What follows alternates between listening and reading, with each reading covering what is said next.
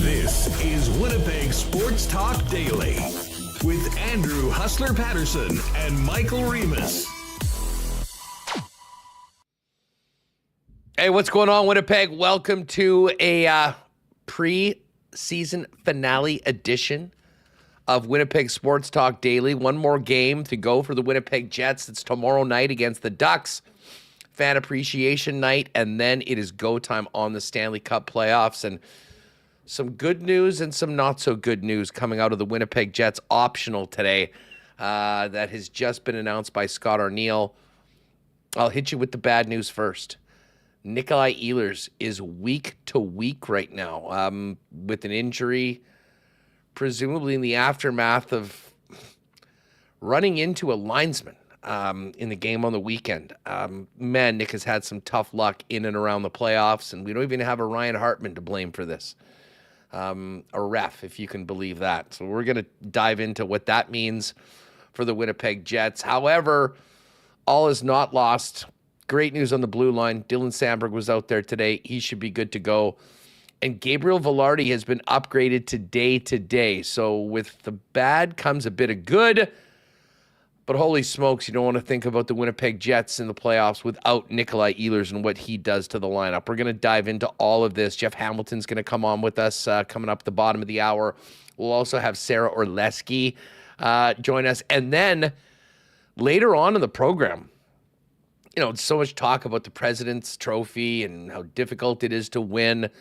We're going to bring in a guy that won a President's Trophy and then had his team finish the job and win the Stanley Cup. And that is former Rangers president and general manager Neil Smith. Looking forward to getting his thoughts on the Jets overall this season, as well as the job that Kevin Cheveldayoff has done building this team, as well as we're going to have to ask him what the hell happened to the Rangers this year, too.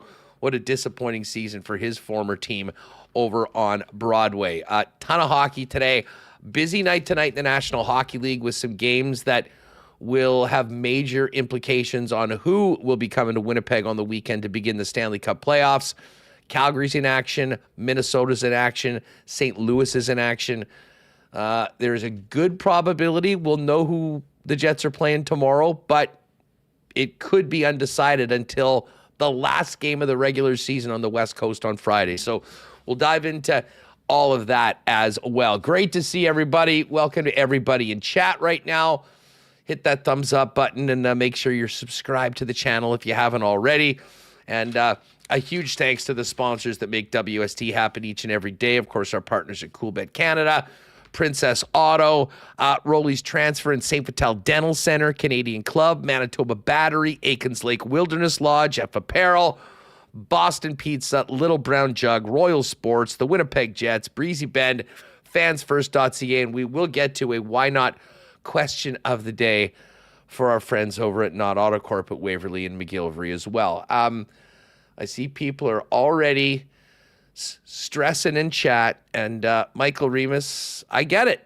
I was just on the lock shop. I was finishing up with Dusty. We were talking about the games for tonight in the NHL. And then he asked me, what's up with Ehlers week to week? And obviously that had basically just broken as I was doing the program. And I felt like I had gotten a kick in the groin.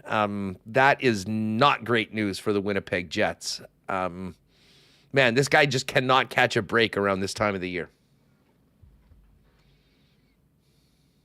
Yeah, and I was spending all season saying, Ehlers, he's been finally healthy for a full year. This is what he can do. And, I mean, just weird stuff here happening. Blocking a shot from a teammate. I don't say blocking, but it hit him. Backing up and colliding with an official. And falling awkwardly. And I see people in chat, at least one person, criticizing Ehlers for not playing. I mean, how can you even say that? You don't know we have no idea. Have you seen anything? So all I can say is it's super unfortunate. The Jets, you need a player like Nikolai Ehlers in the lineup. There is one silver lining that, hey, the timing is he's out. Well, Gabriel Velarde did skate by himself, and he's been upgraded to day. So, maybe there's a bit of a switcheroo there, but not having Nikolai Ehlers would be a big blow to the Winnipeg Jets week to week. So maybe, does that mean he could play next week? Does that mean he's out for the first round? I don't know what this means here.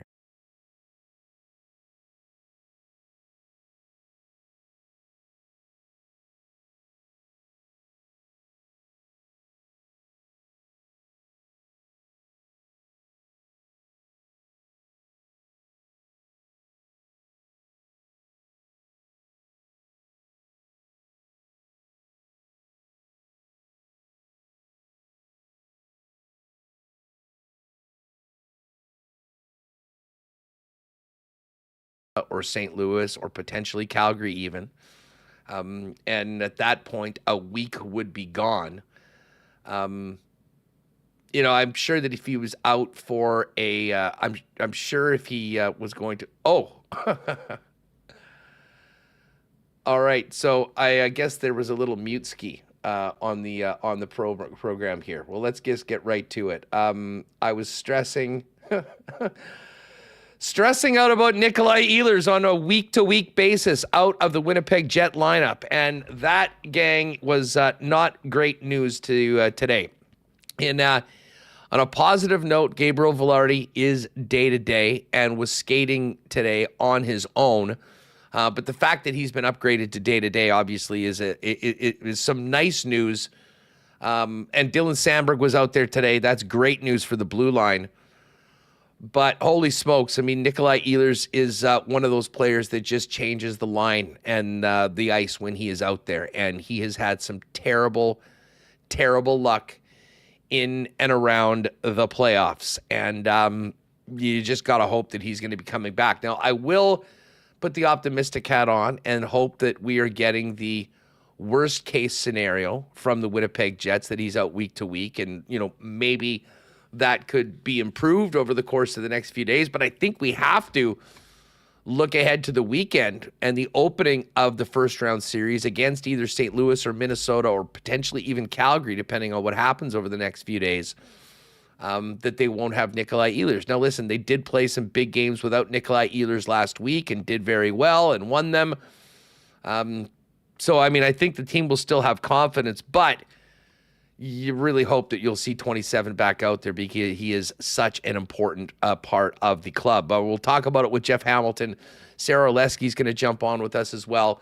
And as I mentioned, Neil Smith, who won the President's Trophy as the GM and president of the New York Rangers and then finished the job winning the Cup that same year, is going to join us a little later on. So, Remo, we are in a situation where there's a lot of tension, there's a lot of excitement, but unfortunately that's dampened a little bit by this news we just received from Scott O'Neill in the past half hour or so, that Ehlers is out on a week-to-week basis as we approach the playoffs this weekend. Yeah, that's been the number one question people are asking me. What's the status on the injury? Sandberg, scary block shot from a McDavid slapper on Sunday.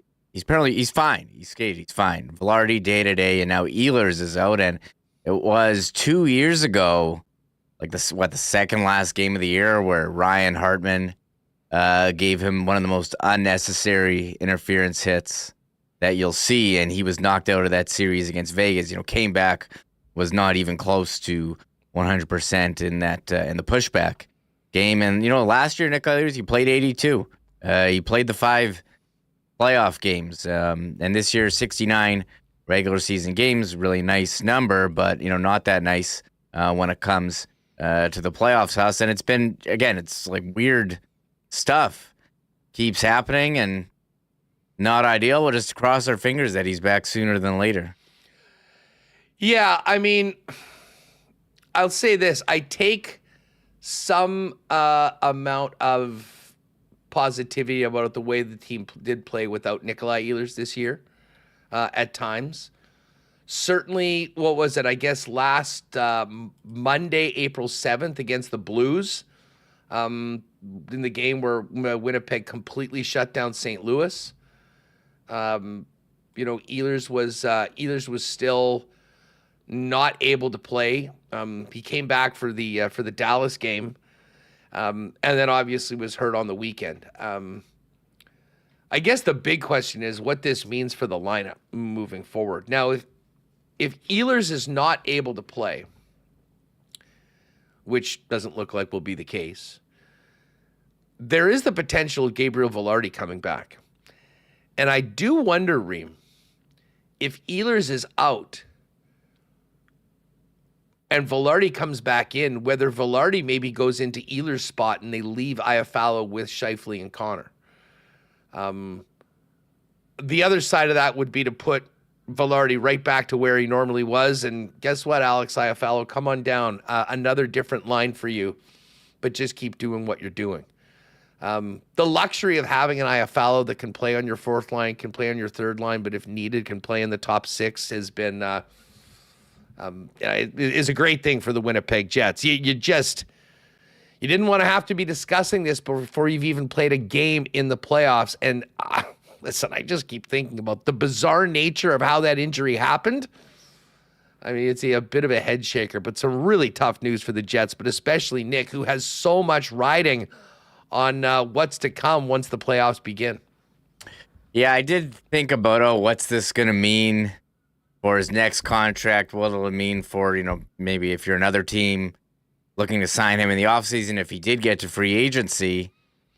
Yeah, it's just tough. I'm trying not to, I see a lot of wild reactions in chat right now. But I think you saw the way the Jets played, against Dallas and, Vegas. They've been missing guys for a while. If Vilardi comes back, that would be huge. If you're missing Ehlers and Vilardi, that's big as well. But the Jets have played with missing guys all year, and they've played well, and it'll have to be next man up. Someone will step up. And I do wonder about the line says, do you keep Iafallo with Scheifele and Connor? And would you go with Nemestikov, Perfetti, Vilardi?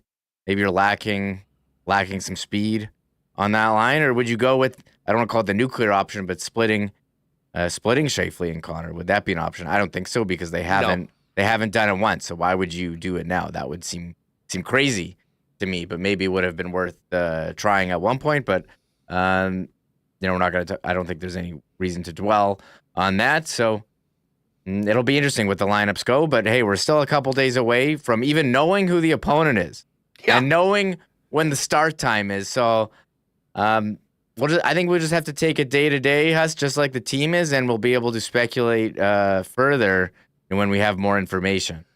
Yeah, that's exactly right. I see the chat. I do like, there's a lot of people that are saying, hey, one guy isn't a huge loss for the first round from Comet Ball Hockey Videos. We are not cooked. Just because one of our good players is missing, that doesn't change anything with this team. Success is based on our system and our ability to play team defense. Some other people, we don't need 27 or even 13 to win the first round. I mean, listen, I'm here for the confidence, and I'm here for, the faith in the overall team and the structure and Hellebuck and the blue line. It still really sucks to be talking about Ehlers out, not day to day, but week to week, because we all know that can mean almost anything right now. But, you just hope that the team will play long enough to allow Ehlers to get back into the lineup, to be a difference maker, and to help this team advance far further than they have in the last couple of seasons. And MC Stormy, for all of you people that are saying that they're cooked now, all caps, need to punt some of this negativity. I like that. There was one person who said we're cooked. Like, you don't even know what the lineup is for game one. Like, that's maybe they were trying to use the sarcasm font, and we're just having some fun with people. Philly Danger says all our lines are juggernauts. Bring the noise. Let's dance.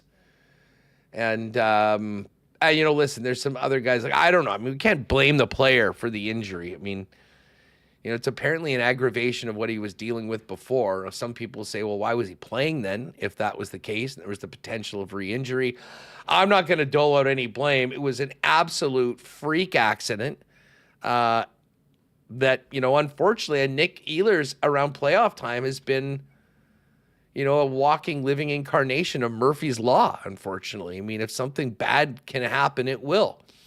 And, before, as you just laid out, it was a brutal cheap shot from Ryan Hartman that took him out.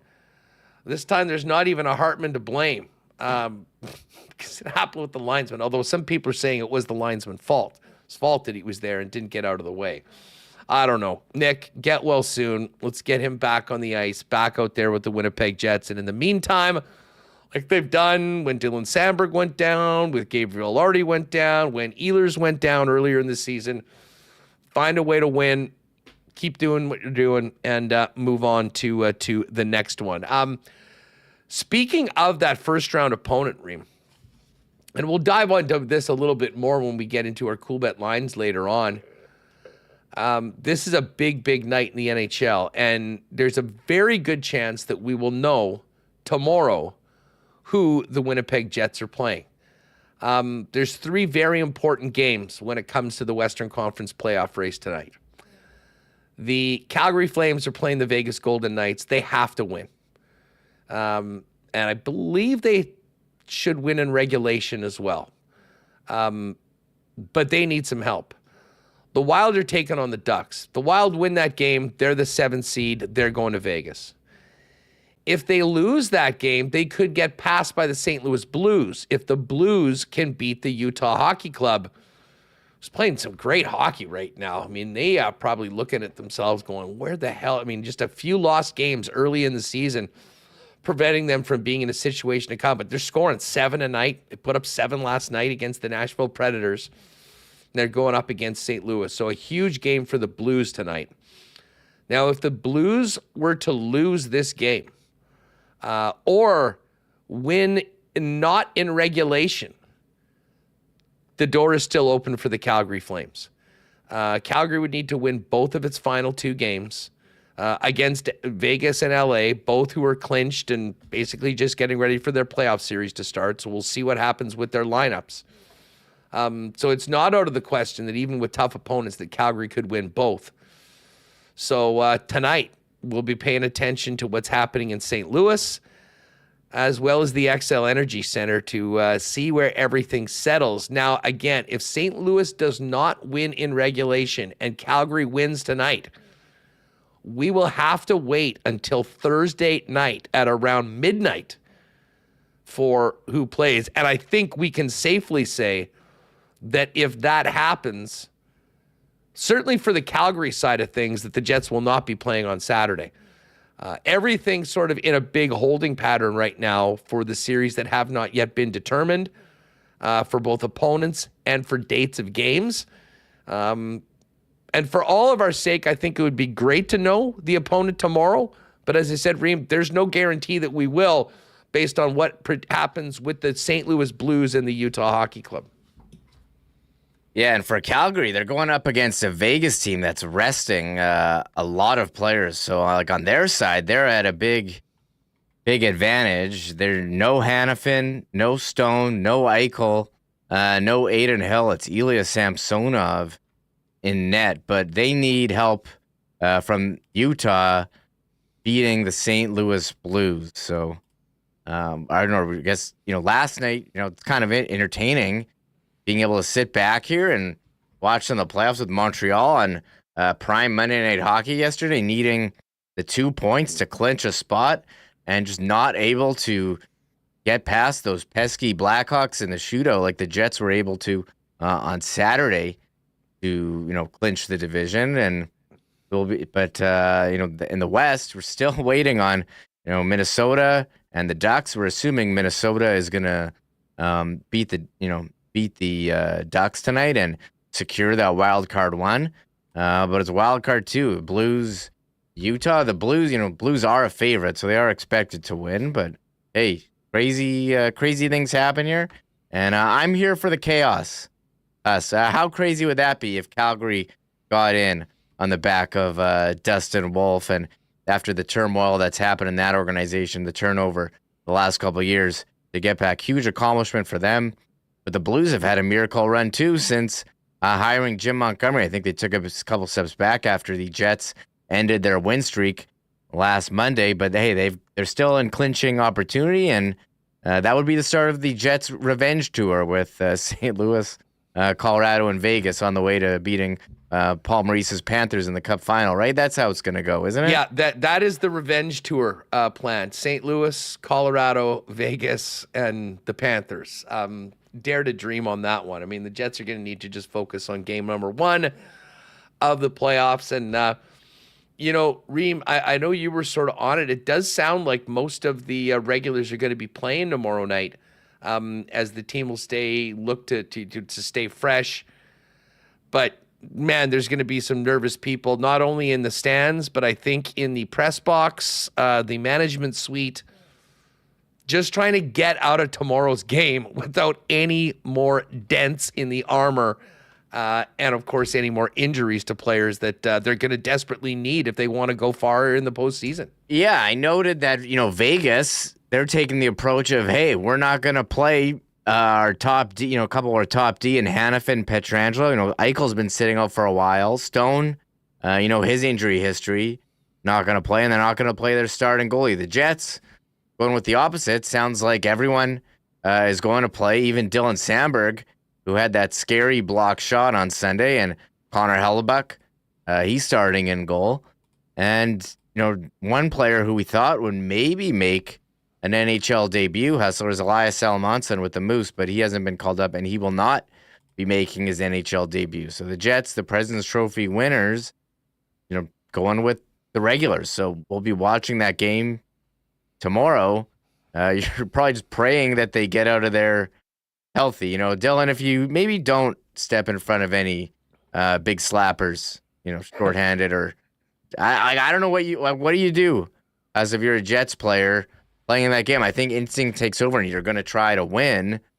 But if there's someone's winding up, just let it go through, right? You don't need to be a hero, do you? Well, here's the thing, and again, this has nothing to do with the postseason, but I know that, the Jets and the team, I think, are pretty invested in the season that Connor Hellebuck's had as well. Well, guess what? Darcy Kemper had a shutout last night. Or he was a shutout through 54 minutes, and then they pulled him for Big Save Dave for some reason at the end of the game. But if you look right now, Hellebuck and Kemper are tied at 2.02 for goals against average for the rest of the year. Oh. So the Winnipeg Jets will absolutely be looking to keep the puck out of their own net tomorrow night. And assuming that Hellebuck does get the start, and, as you would think that he probably would, not wanting to be off for an entire week before a very important game on the weekend, game 1 in the whiteout. So, I mean, I'm really intrigued about tomorrow's game. And look at this. They even have Kemper ahead of Hellebuck. I don't know why they do that. Hellebuck's played way more games. Played so much more. Maybe there's more decimal places that they're not showing. Well, that could very well be the case.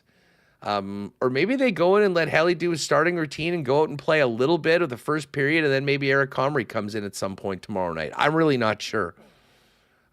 Whatever. And again, this is fun to talk about the regular season and the accolades and the awards for Hellebuck. But I really do think that every decision, especially in the aftermath of the Ehlers news that we just got, that he's out week to week, every decision needs to be in the best interest of the team to have everybody healthy and have everyone playing at their best. And I guess there is some risk involved in all of that. Rest guys, are they ready to go? If they've been off for a little bit too long, I guess you'll see. Play guys and just pray that nobody gets hurt. If something happens like it did on the weekend and that freak accident with Ehlers, then maybe you're dealing with some more adversity that you weren't intending on before it all gets going. Bottom line is, we will be just biting our nails tomorrow, I'm sure, imagining just to make sure everybody gets through the game unscathed. Hey, and did you see on the Kings broadcast last night in their game against Edmonton, the broadcasters, Jim Fox and Nick Nixon, both legendary broadcast. I mean, Nick Nixon, been with the team forever. You remember that pregame ceremony a couple weeks ago, but here's their end of season awards. They got to go with the hometown guy, Jim Fox, picking Darcy Kemper for the Vezina. I think by numbers, he's just behind Hellebuyck, and that's the thing. His numbers are all a little less, and he's played less games, but they got to go for their own guy. And when you talk about the story of the 24-25 season, this was a trade that everyone laughed at, the Dubois-Kemper trade, which seemed to work out extremely well for both teams. Credit to Rob Blake, us, for moving on from a player that wasn't working out and getting a goaltender that they had been searching for a while. And he's putting up Vezina-like numbers, but just not quite there. Yeah, listen, that is the definition of turning chicken shit into chicken salad. You know what I'm saying? I mean, the first trade, obviously, with Winnipeg and LA was a huge dub for the Jets and Kevin Cheveldayoff. They were in a very tough situation. They decided to punt. I mean, Washington basically said, okay, but you got to take Kemper. And they were like, okay, fine.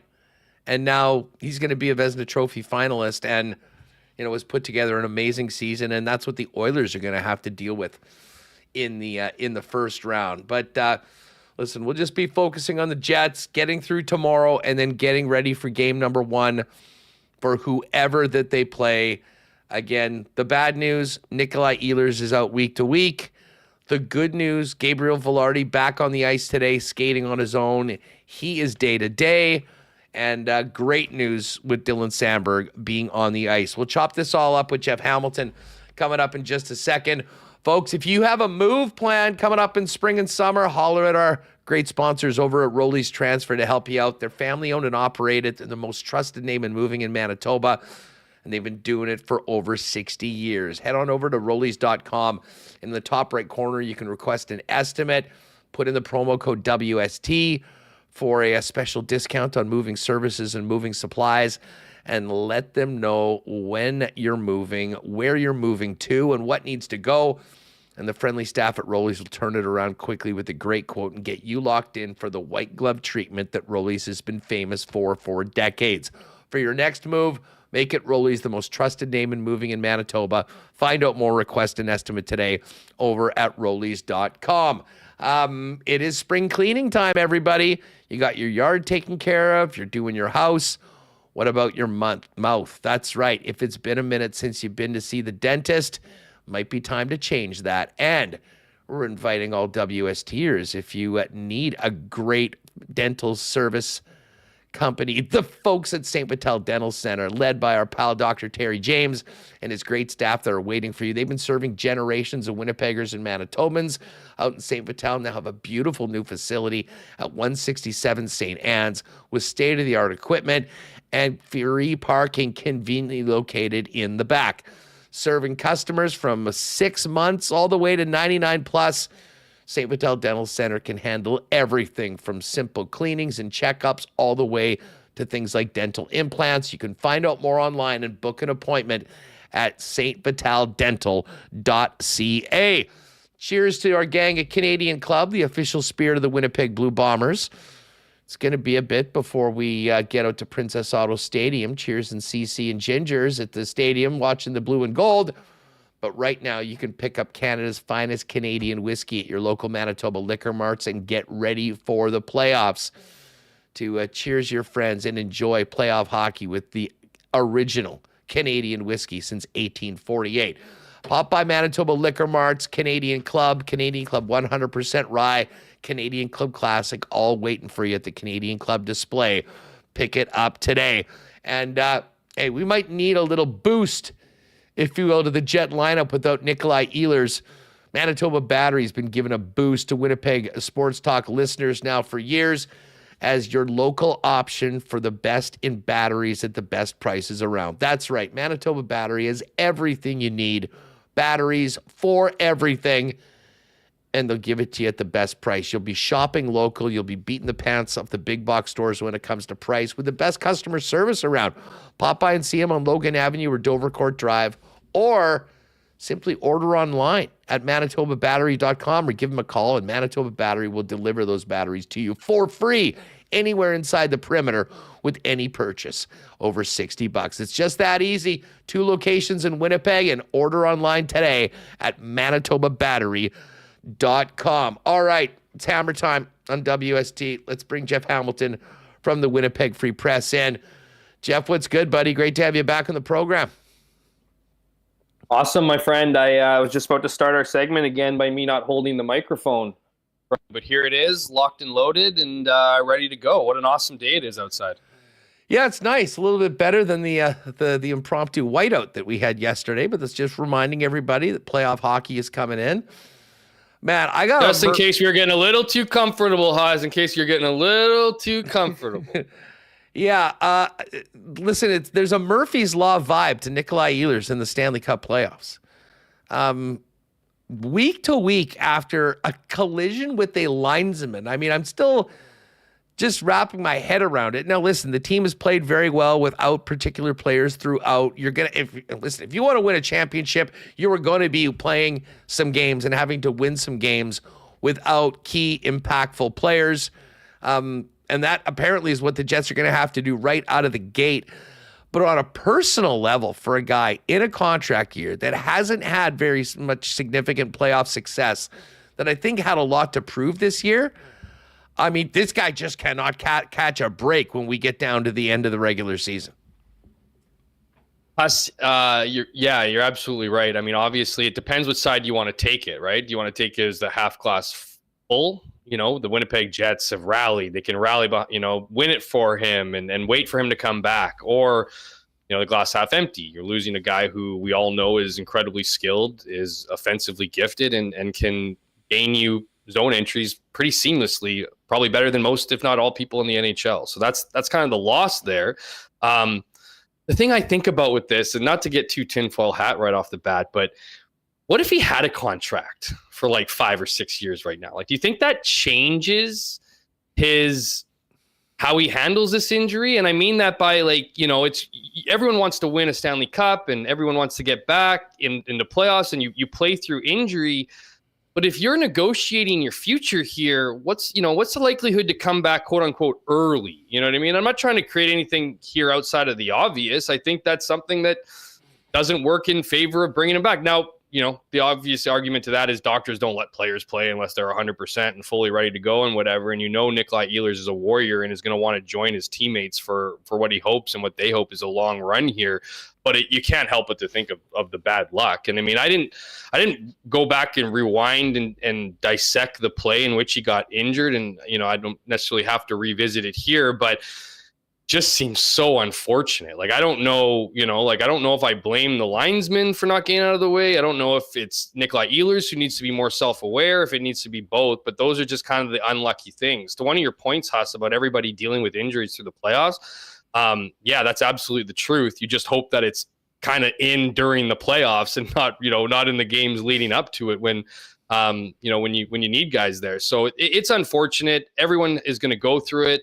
It is only feels magnified because, Gabriel Velarde, who is now listed as day-to-day, which is good news, is not in the lineup as well. And, and so when you kind of add those two things together, it's just a little unlucky. But this team's gone through adversity. I don't want to say all season long, but everyone goes through adversity all season long in different shapes and form. And this is just another hill that they need to get over. Lucky for them, Huss, it's not a key member of their defense. We all know how important defense is to win championships and to this team. And of course they got their man between the pipes. So I'm not looking at the Winnipeg Jets as, in danger here for this playoffs. Let's see how things play out and whether or not this can be used as a rallying cry rather than, an unfortunate situation. No, it's a great point. And I think you will. I mean, as far as just the personal side of this, with Ehlers in a contract year, that hurts. It does, and you do bring up. I mean, listen, he's going to have to get cleared to play. That's just the way things work. And listen, do guys play with some aches and ailments in the playoffs? Absolutely, probably every guy in that locker room. But there's a difference between being a little bit hurt and getting through it and then being injured. And obviously this is an injury that, is longer than a day-to-day basis, and they're going to need to do it. He's going to be incredibly eager to get back on the ice. I mean, there certainly won't be anyone, I'm going to save myself for the offseason. I mean, no one's suggesting that. If anything, I think he's going to do even more to get back out there because, Jeff, I mean, listen, I have no idea what Ehlers has been thinking about the contract. It hasn't really been brought up. He hasn't spoken about it. So, I mean, it is sort of an off-season thing. But for a guy that has been so productive throughout his career, but the knock on him, certainly early on, was playoff performance, production.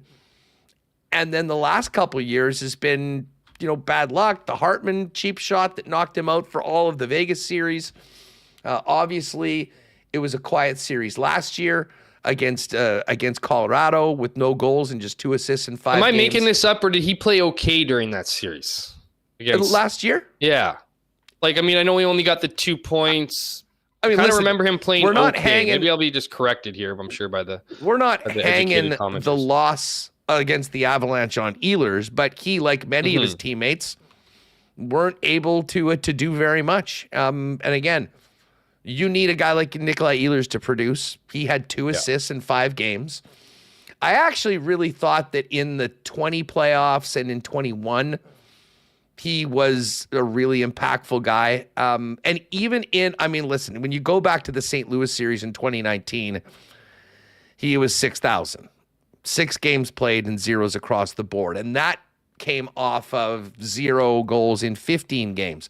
I guess my point is none of that matters right now, except for the fact that this is a guy in a contract year that I think has a lot to prove come playoff time. And this is a real setback. I mean, for him personally, it absolutely is. The goal for the Jets is to not make this a significant setback for them and find a way to continue to be 1 goal better than the other team if they don't have 27 out on the ice.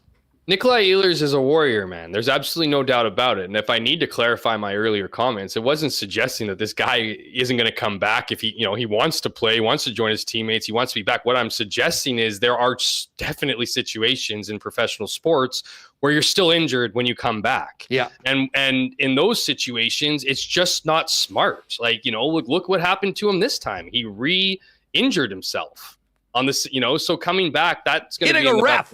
Hitting a ref, exactly. I mean, again, very unfortunate. Probably isn't going to happen again. But those, it's just the likelihood of things happening. When you have 5-6 years behind, with the team or whatever, you're going to play through severe injury in some cases. Again, you got to be cleared, but that process, if you were a fly on the wall in some, I'm sure isn't the same in every single building. But that being said, I think at this point it's just pure speculation, and let's see what happens with him. But when you start hearing the words week to week. That's obviously concerning. Now, Gabriel Velarde is an interesting one too. I mean, day to day now, what does that mean? I mean, does that mean he could be ready at any minute? Does that mean he's going to be a while? That one's interesting to me. So that one obviously would be, if you could, you'd love to have Gabriel Velarde and Nikolai Ehlers both in your lineup, of course. But it does feel a little bit like, okay, you can kind of even it out by losing a top 6 forward and then gaining one. So we'll see how that plays out. But yeah, it's certainly not a great one. The other thing too is Huss is with who the teams the Jets are playing against. It made it that much more important that they finished atop the Central Division and ultimately atop the West and the league here because they don't have to play the Dallas Stars or the Colorado Avalanche in the first series. I would say if, I might have a much different opinion. Now wouldn't be taking any one of necessarily Minnesota, Minnesota, St. Louis or Calgary potentially as easy victories. I don't think there are any easy victories in the playoffs, especially when you're fighting that narrative around your team that the Jets will inevitably be fighting. That being said, I think it's a lot better situation to be up against one of those 3 teams than up against a fellow Central Division juggernaut in the 2 other clubs I mentioned. So in that respect, I think if you're looking at week to week and you could get Nikolai Ehlers back in time for late first round or even early second round, I mean that feels like an ideal place at this point. Find a way to win while he's not in the lineup, and have a spot for him to come back in and get shot out of a rocket and add a big boost to the team when he does join the club. I mean, I think back to the way the team played against St. Louis a couple Mondays ago when Ehlers was not in the lineup, and that was, that might be the blueprint of the year for the Jets system. Shutting down other teams. I mean, there was 15 shots on net. The ice was tilted all along. And I certainly will argue, as I think this through, having just all come through, I think the Jets, the way that they're playing right now, I mean, from top to bottom of the lineup, are certainly best equipped to play without a Nikolai Ehlers. Now, listen, you're going to lose offense. I mean, there's not anyone that's just being popped into the lineup that will do what Nikolai Ehlers does. To your point, I mean, if you can get Gabe Vilardi back when Ehlers is away, that would be really, really nice. I would imagine Vilardi would go back to Scheifele and Connor, and then probably Alex Iafallo just moves in, or potentially Nino Niederreiter moves up. We did see Niederreiter, Perfetti, and Nemetsnikov play together when Ehlers was out. Maybe that's the one that makes a little more sense. The great thing about Iafallo, he's shown that you can put him in any one of those lines. He's a perfect matchup with Lowry, and I've actually for a long time thought that he might actually end up in that Lowry spot. And we've seen Nino play there before. And listen, if you're having to do that, but you get Vilardi back on that top line, certainly it adds a little bit more offense. But I mean, the team has options. And honestly, going in, maybe the thing that makes me the most optimistic about this team is the bottom six. You know what you get from Adam Lowry and the playoff Lowry mode engaged. But to be honest, it might be the fourth line. It might be what Morgan Barron has been doing lately. It might be the addition of Brandon Tanev and the impact he's had. And whether it's Jad or whether it's he's out of the lineup, although probably not if Ehlers is out, continuing doing what they're doing. So, I mean, the team's proven themselves throughout the year. Can they beat teams without Nikolai Ehlers? Yes. Would you prefer not to have to go down that road? Obviously. But it's pretty simple. Although they don't know who they're playing, it'll be pretty clear that there's a bunch of guys that are going to need to step up. But guys have been stepping up all season long, and that's not changing at all come playoff time. You're kind of seeing it play out in real life right now, Huss, of like injury problems, right? And injury problems, I imagine if the Jets were to have them, would want them deeper into the playoffs here, right? Like figuring out their lineup, not on the eve of playoffs. But it shows, right? You have Gabriel Vilardi who gets injured.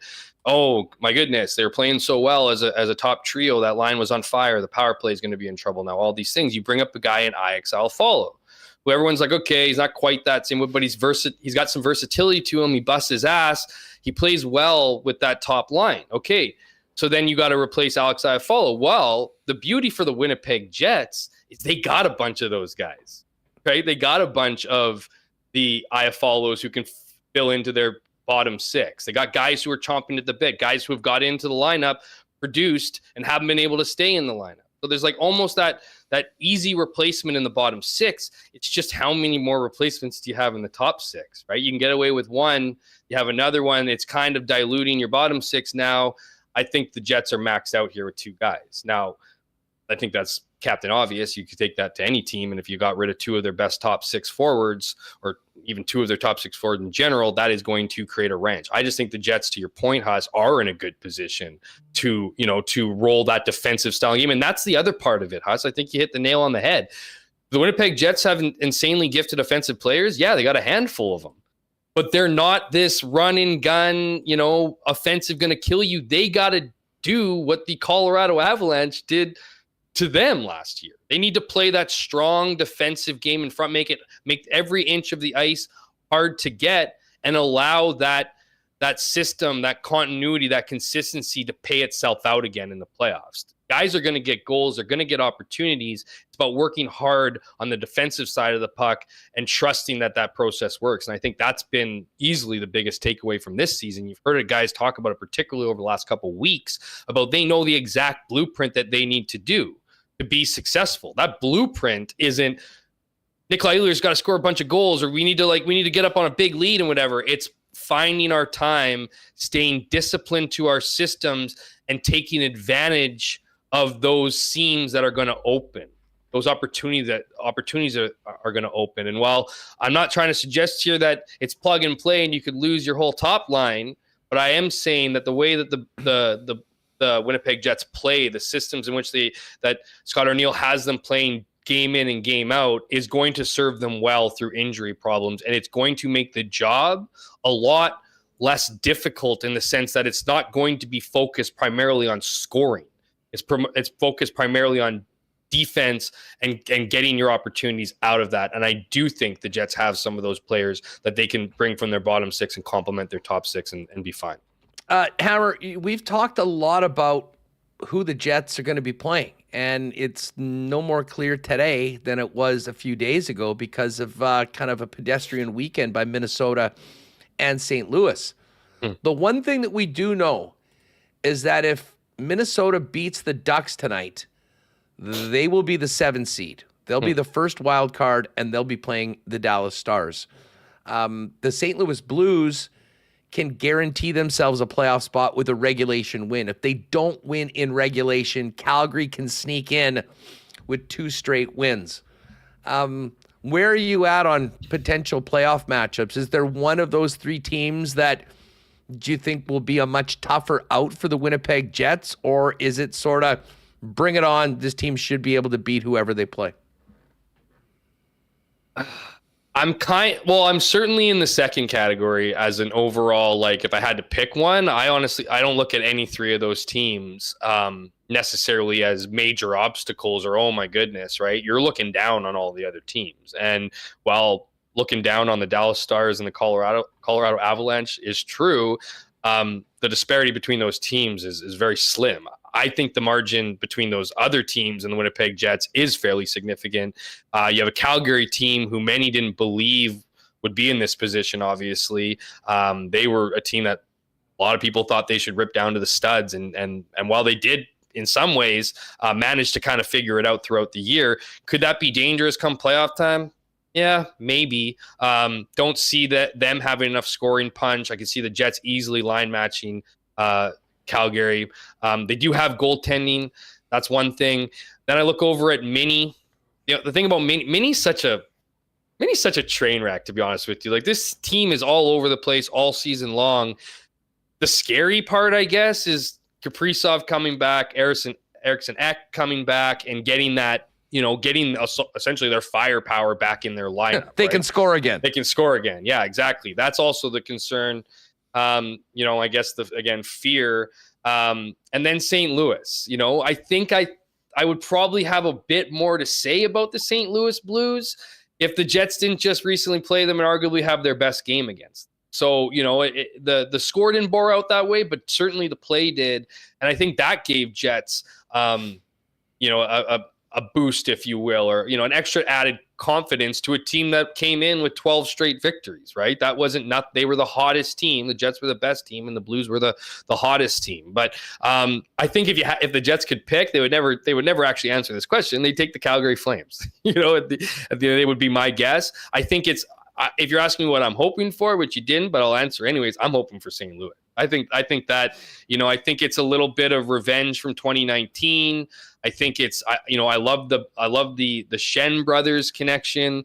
I love the Hellebuck versus Binnington. Like, that's the drama I want to see in the playoffs. And if you can give that to me right in the first round, perfect. So, Jets fans might not agree with that. They might want the easiest route, but as I said at the top of my answer, Huss, I don't think it's going to be easy. I'm not calling a sweep on any of those teams necessarily. But I think with the Jets and their mission and what they want to, prove and their attitude and their consistency on the ice, bring it on, I guess, would be the answer. Yeah. All along throughout this past week or so, I've been operating under the assumption it was going to be either St. Louis or Minnesota. Mm-hmm. And listen, full marks to Calgary. This team, the job Husk has done, the fact that they're playing a must-win game in Game 81 is a tribute to the work ethic, because they simply don't have the horses that even the other 2 teams in this conversation that we're talking about. What was that? Jonathan Huberdeau's resurgence this year is what, 62 points? Yeah, not quite the $120 or whatever he had in Florida. He's been good, but I mean, they're Kadri. Like, you gotta give credit to Kadri though, man. That guy didn't want to leave Calgary. He wanted to stay there. He's been pulling this team along, game in, game out. Yeah. Now, whether they can do it, I mean, whether they even have the opportunity to do it, we will see. I mean, if the Blues can just go out and beat Utah, who played last night in Nashville, they'll be set up. And again, Minnesota, if they can beat the Ducks tonight, will book themselves a trip to Sin City. I want to flip something on you, Huss. I want to flip something on you. What do you think the Wild are thinking? Wild? Do you think they? Yeah, like I'm not like I don't think they can be like flirting with their position, but like, who do you think the Wild want to play? Like, do you think? I mean, I'm asking you to go into a team. Well, listen. I mean, because it's Vegas or Jets. It's Vegas or Jets. They certainly know the Jets. Pick your poison, much more. Kinda, right? They haven't had really much success against the Jets the last few years. I mean, but they 0-3 this year. Jacob Middleton was the only Wild player to score this year. They scored 2 goals in 3 games. So, does that make? I mean, first of all, if they don't win tonight, they could not make the playoffs. So I think they have to focus on that, which means they probably end up there.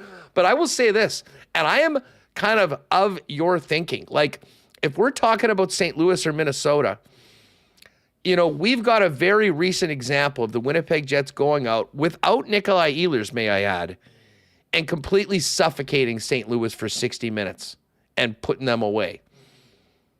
I think that game as a blueprint is a pretty good thing, especially without Ehlers, to have going into that. I certainly think they have got an advantage in a number of areas of the club. When we talk about Minnesota, the thing that makes me a little nervous about Minnesota, first of all, is frankly the rivalry, how dirty they've been in the past. Like, I mean, you wonder what your team looks like, even if you're able to beat them at the end of it. But that'll be an emotional series, yeah. But you mentioned it, for a team that hasn't scored against Winnipeg, to get Eriksson, Ek, and most importantly, Kaprizov, who was frankly a leader for the Hart Trophy in the first half of the season before he went out, that really is significant. And, you know, we've talked about the way Calgary has put themselves into the position.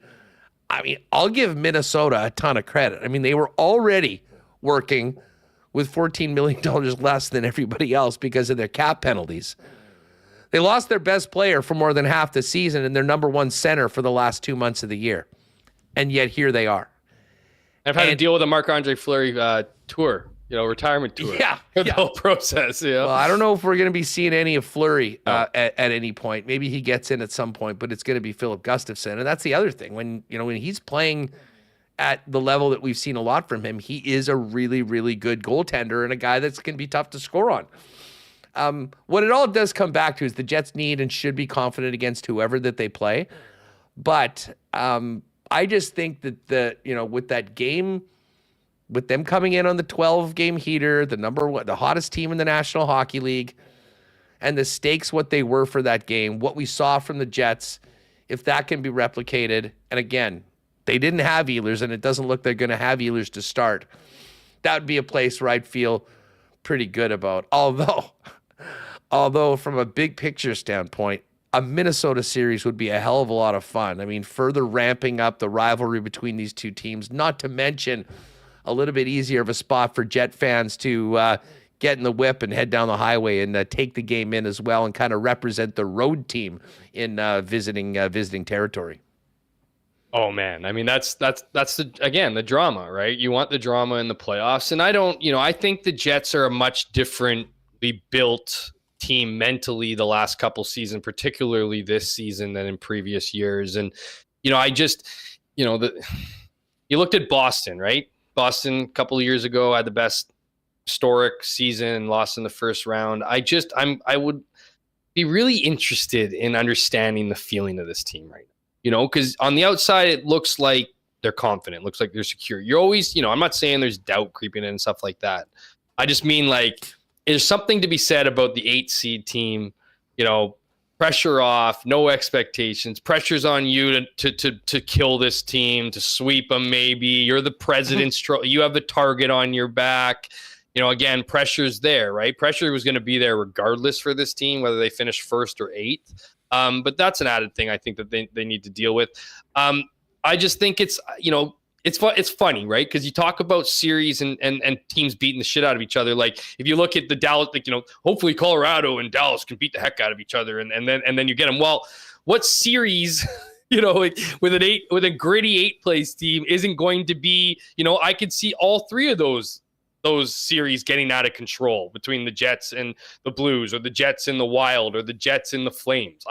All of those three teams will have a massive chip on their shoulder, while the Jets are sitting there in the winner's circle as the President's Trophy's winner, and they're going to have to exude their dominance on them. They're going to have to put that on them. So it's obviously it's a great situation for Winnipeg. You want to play the lower seed teams, even with St. Louis. I still think there's cracks in that lineup.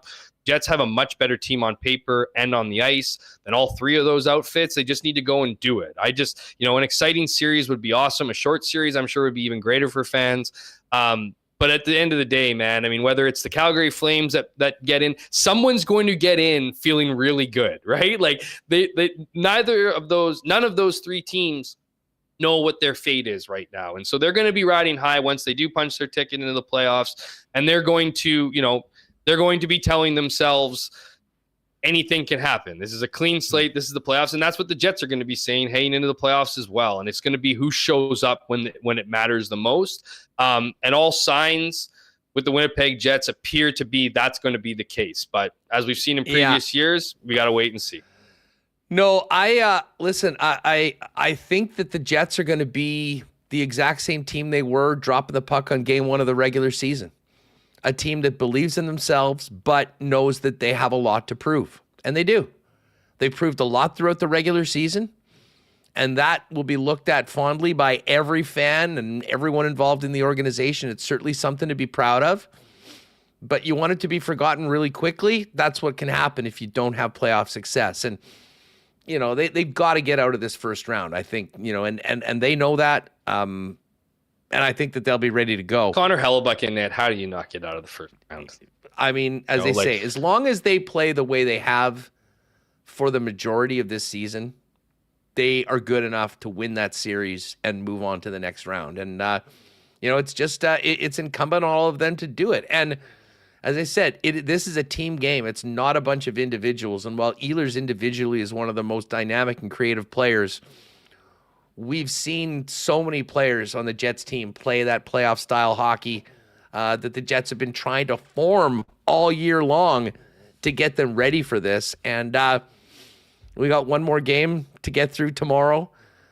There's going to be some very nervous fans every time a guy gets hit or a shot gets taken, because you just don't want to have any more pressers like Arnie had an hour ago. Tomorrow or Friday. He's planning to play all his guys. I'm sure Sarah will help you on that one next. But that's not. I think that's what you need to do. I mean, this whole idea of playing in the event that an injury happens. I mean, that could happen in game 1. That could happen in game 82. So to me, it's guys want to feel ready. They don't need to go. I don't think you need to go and lay out your body for a shot if it's out of reach or it's whatever. I think there's certainly you need to be smart in certain situations. But at the same time, you want to, you don't want to have sea legs, once you hit the ice by sitting out games. And so the thing for me is that, I think you get those guys in, you get feeling well, you end that thing, healthy, happy, get ready for what might be hopefully a long playoff run. But don't because there's break in between, right? Like how many days will they go with their final game before game 1? Still a little bit of time, right? So to me, I think you gotta have those guys in, and just guys need to be have extra padding. If you don't wear wrist guards or certain areas that are vulnerable, make sure that I hope the Jets equipment guys are doing a 1-over on each guy and making sure that any area that's susceptible to a puck or a slap shot or anything or a slash is padded up. Outside of that, I think it's certainly the way 23 full bubble wrap suits on their way down to Canada Life Center tonight. Watch them just go out there flying, running into boards, no matter what. You'll be wondering why, but they got that full protection underneath. Kidding, but that's what you got to do. Great stuff. Looking forward to tons of playoff coverage coming up in the Winnipeg Free Press, and looking forward to chatting with you again soon. Thanks for doing this, buddy. Thanks a lot, my friend. Have a good one. All right, there's Jeff Hamilton. Sara Orlesky is going to jump on with us in just a minute. Of course, we'll be talking Jets. We'll be talking playoffs. I do want to mention that our friends at Princess Auto are great supporters of the Jets as well and are presenting the Whiteout Mania Initiative. Fans can showcase their spirit through whiteout costumes, home decor, cheers, hype songs, or any other unique way they support the Jets for a chance to be featured in Jets content and win tickets to the 2025 playoffs. Individuals, classrooms, businesses, teams can enter their best do-it-yourself whiteout celebration efforts at winnipegjets.com/whiteoutmania. And today is the day that the Whiteout Mania signs are available at Princess Auto. I've already seen a few on social media. They're free. They're in limited quantities. So get down to Princess Auto today. One per customer with no purchase required.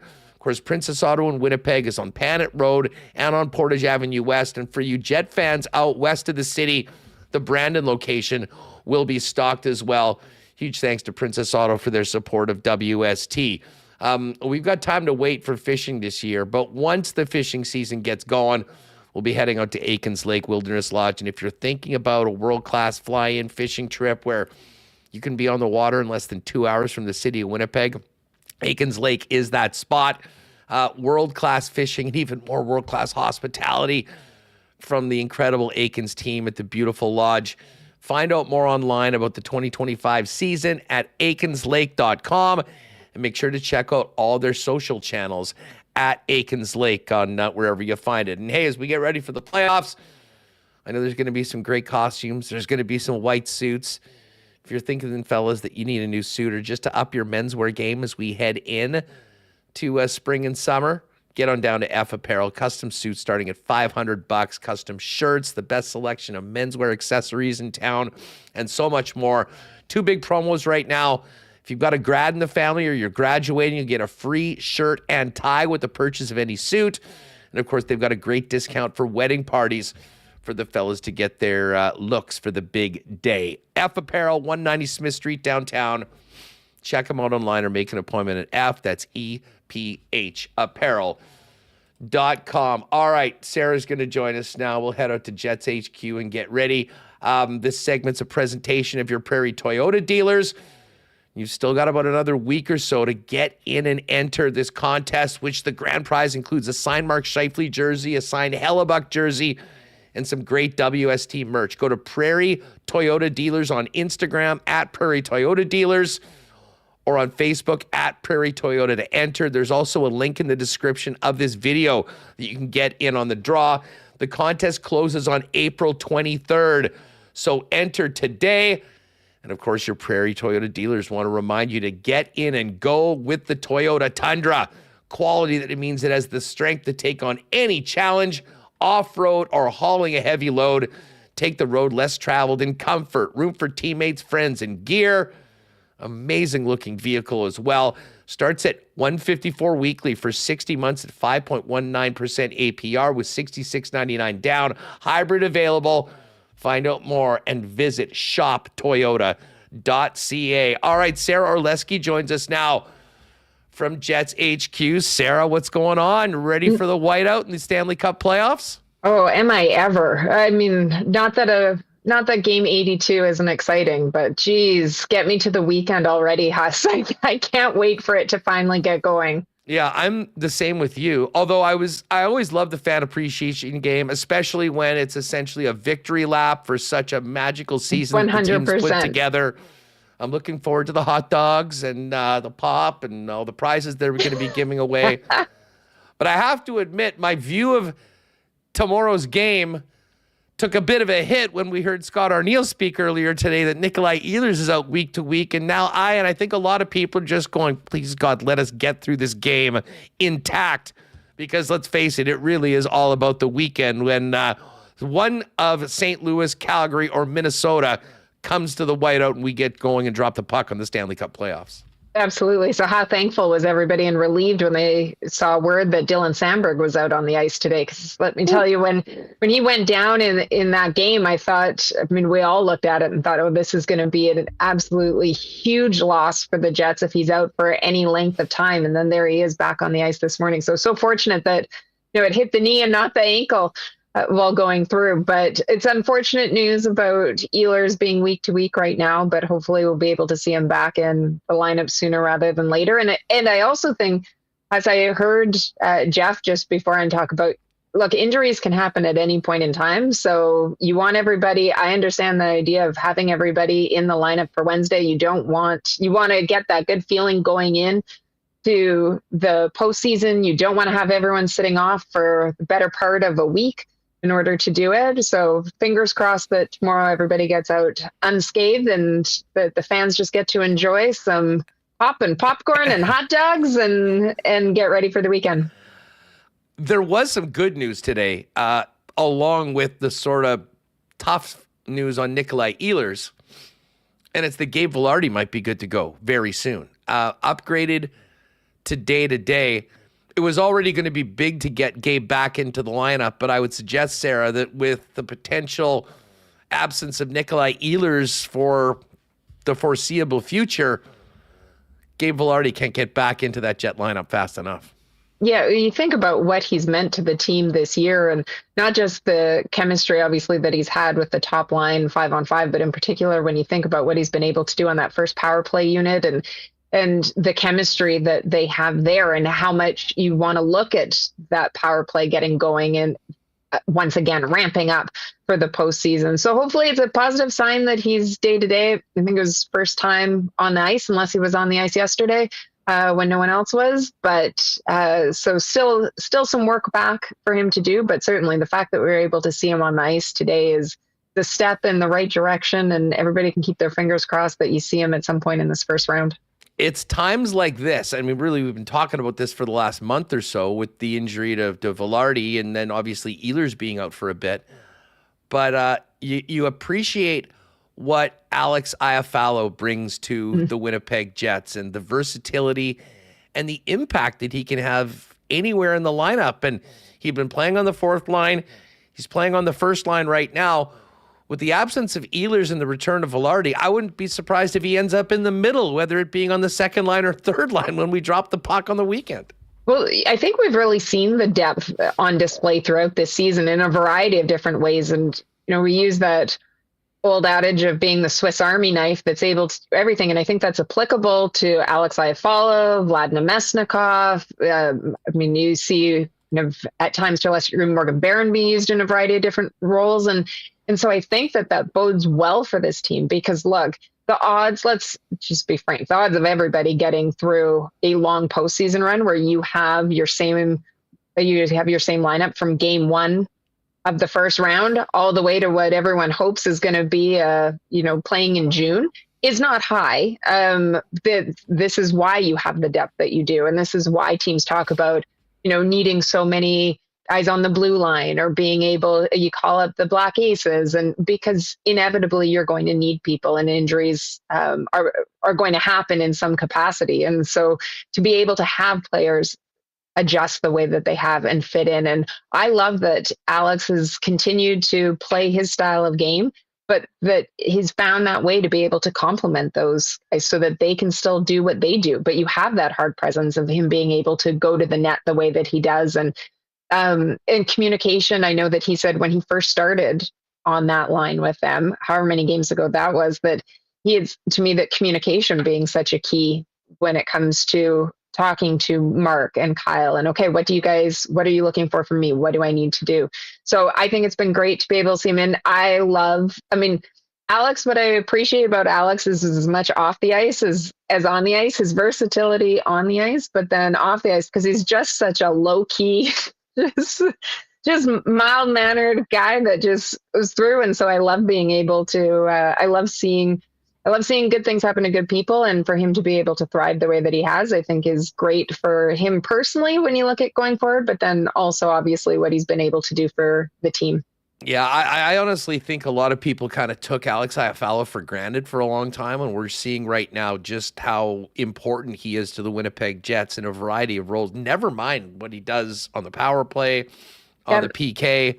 But don't you think, Huss, that that's the way that it can be so often with so many players, that just you don't always appreciate it because it's either something that you haven't had to utilize or you see it all the time. Like, and obviously very different between looking at Alex Iafallo and Connor Hellebuck. But I think that it's easy for people across the board to just take for granted, even though this team is obviously much better defensively over the last couple of seasons than what we saw earlier on in Hellebuck's career. But you become not numb to it, but I just don't think that you always appreciate it to the same extent when you see it all the time or what it may be. And I think the Jets have a number of players on this roster in the lineup that we look and go, oh, yep, maybe we underestimated or didn't fully take stock of how important a player like this could be. Sara Orlesky is with us. You can check her and Jamie Thomas on the check-in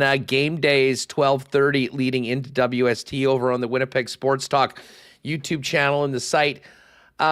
Sara, listen, this Ehlers news sort of hijacked the first hour of the program talking about, oh my God, all of this stuff. But listen, it happens. Great news on Vilardi and certainly on Dylan Samberg. But yesterday, and I thought more of today until we really know who the Jets are playing, a great opportunity to quickly take a look back at the 81 games that this team has played and one more tomorrow night for a historic record-breaking President's Trophy season. You have a unique role. I mean, you're with the team behind the scenes quite a bit. I mean, obviously the runway has been amazing this year and just every episode keeps to get better. How much fun has it been sort of being along for the ride of this season and, and putting out all the content you've had with the most unique access to players that have done so much for the team and the community since the drop of the puck in October? Yeah, it's been great. It has. And in some ways, as much as I say that I can't wait for the weekend to come around because I just want the postseason to start, in some ways I can't believe that we are at game 82 tomorrow. No kidding. It's unbelievable. And it's funny because sometimes, you hear coaches talk and players talk about the doldrums, whether it be in February, beginning of March, and everybody kind of goes through that lull. And so there are sections throughout this season where you go, oh, this is just, another game. They're, whether it be their home, they're playing again today. And then all of a sudden in the blink of an eye, you go, oh, never mind, we're at game 82 and it's gone by so quickly. But what I've loved about watching this team this year and really over the last couple of years is really the way that I think they've matured and continued to evolve. I've been very fortunate, and I always say this, to have covered this team since they first came to the market in 2011 and came to the city, and to be able to see the growth of a number of players, but also just the style of play, the buy-in. I love the atmosphere around the team. The players are great to deal with. In the last runway that we just released, Cole Perfetti, we have him in it talking about we get along so well. This is such a tight-knit group that you want to play for each other. You want to, throw out that extra hit because you want to elevate your play or represent your team that much more. And I think it's been great to be able to see. What's really struck me about this team is the buy-in that they have had all season long to what Scott Arniel has been preaching. And again, this is a couple seasons that have been building, but they have bought into everything that coaching staff has been preaching to them. But then also it's the execution of, but they've never gotten too high. And it was something that really struck me early on when they got off to that historic start and they were 15-1. And I was talking to a player and I had asked about the fact that when you watch the behind the scenes footage that I'm able to see, and you wouldn't know that you guys got off to this historic start. There isn't this, they don't come off the ice and you get this sense of, I don't know, there isn't an arrogance about them. There isn't excessive jubilation, which sometimes you would think that there might be with some of the games.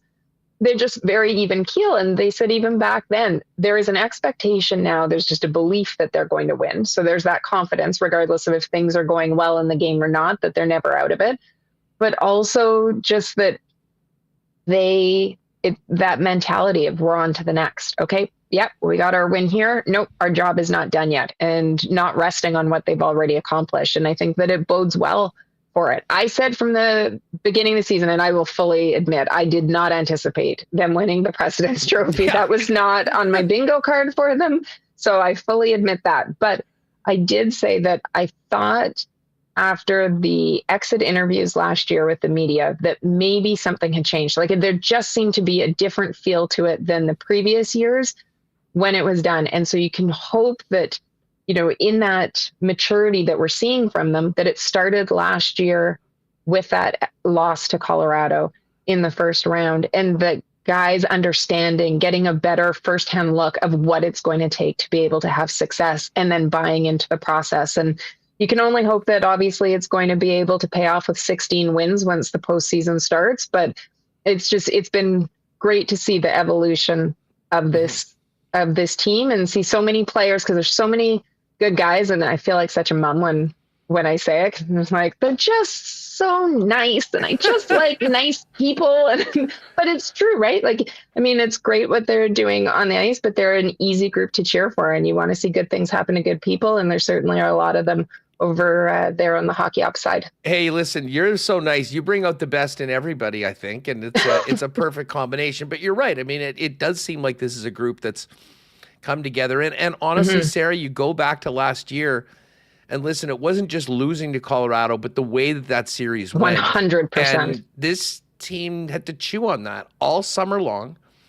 And we've talked about this, and we're going to ask this with Neil Smith, who's going to come up with us in a minute, who, of course, who won a President's Trophy and then had his team win the Cup. Well, they also did it one year and didn't win. And so many championship teams and teams that do well in the postseason, you go back and look what preceded that, and often it's some very bitter, often very tough losses. And, the great teams take those lumps, learn from them, and come back better. And I can guarantee very few things, but I will guarantee one thing.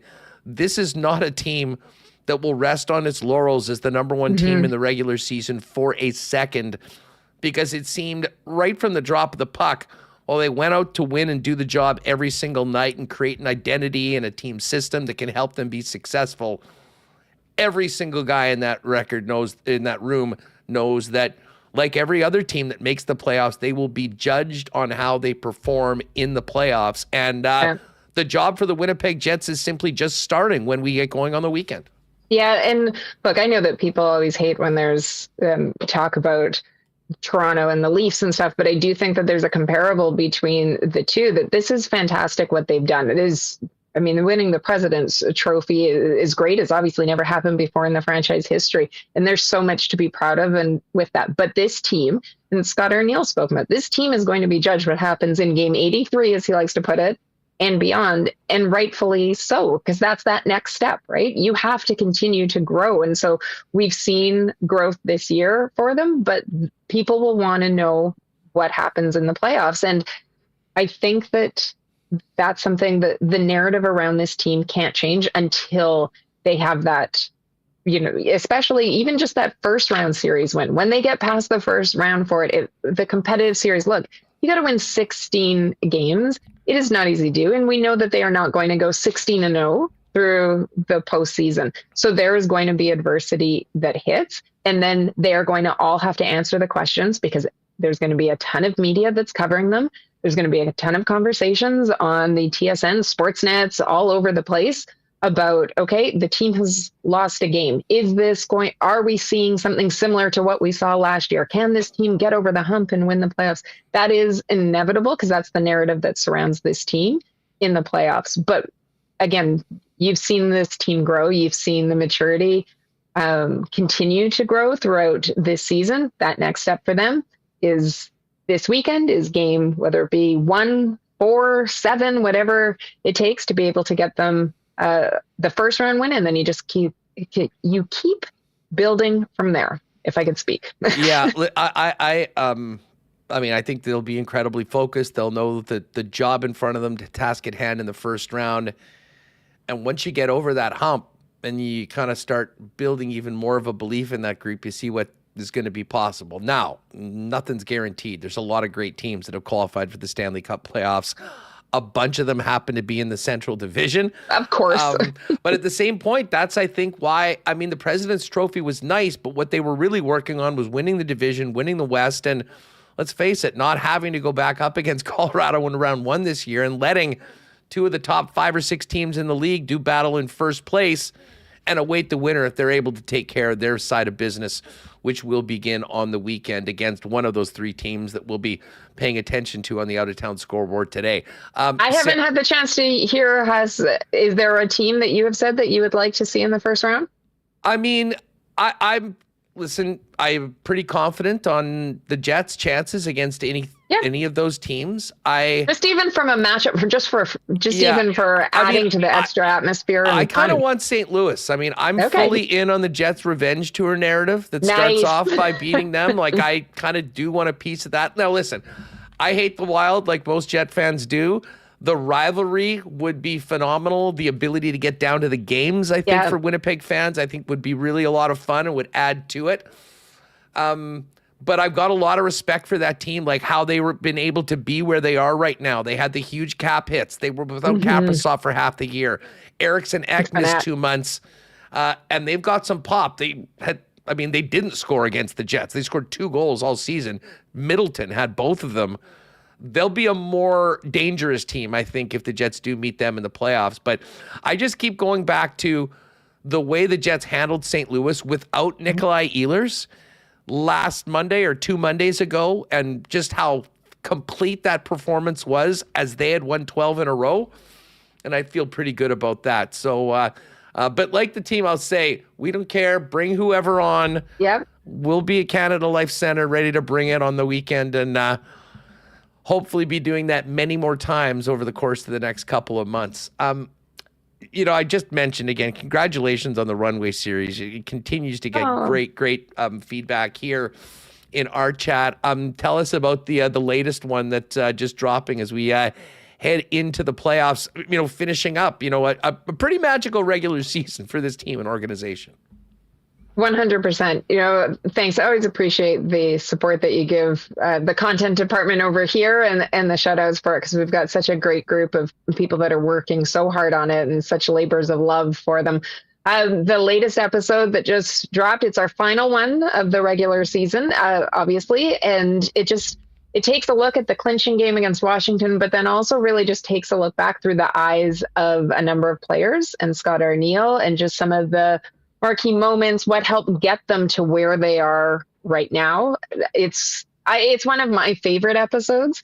So huge fan. We're going to have more runway when it comes to what we hope is obviously a very long postseason run that maybe we can take it fans right through game 1 all the way to a parade is what we would ideally like to do. But we have that. And then, hey, there's still one more home ice that's coming out. I just shot it with Mark Scheifele, Eric Comrie, and Josh Morrissey, the trio together. And as much as we know that guys love to give each other big ears and everything, those 3 were certainly quite entertaining, I found, when it was talking just about their friendship and that sort of thing. So lots of laughs when it comes to those 3. So fans have that to look forward to as well. You know where to find it, folks. WinnipegJets.com, the Jets YouTube channel, Runway, Home Ice, and more. And I guess the entire social team. I mean, it is all hands on deck as we get ready to go. And it's even all hands on deck. I was mentioning this before we brought you in. Of course, Princess Auto putting on the Whiteout Mania. And I would love to have access to that inbox and see what fans are doing for the playoffs, because, there's nobody that does it quite like fans of the Winnipeg Jets. And I can guarantee you, Sarah, that crew was going to be ready for the weekend. Or isn't that the truth? I love walking through the Whiteout, the street party. I mean, it's great. Don't get me wrong. It's great inside the arena, but I love seeing everybody dressed in head to toe white. You see the face paint, you see whatever sort of costumes people have come up with.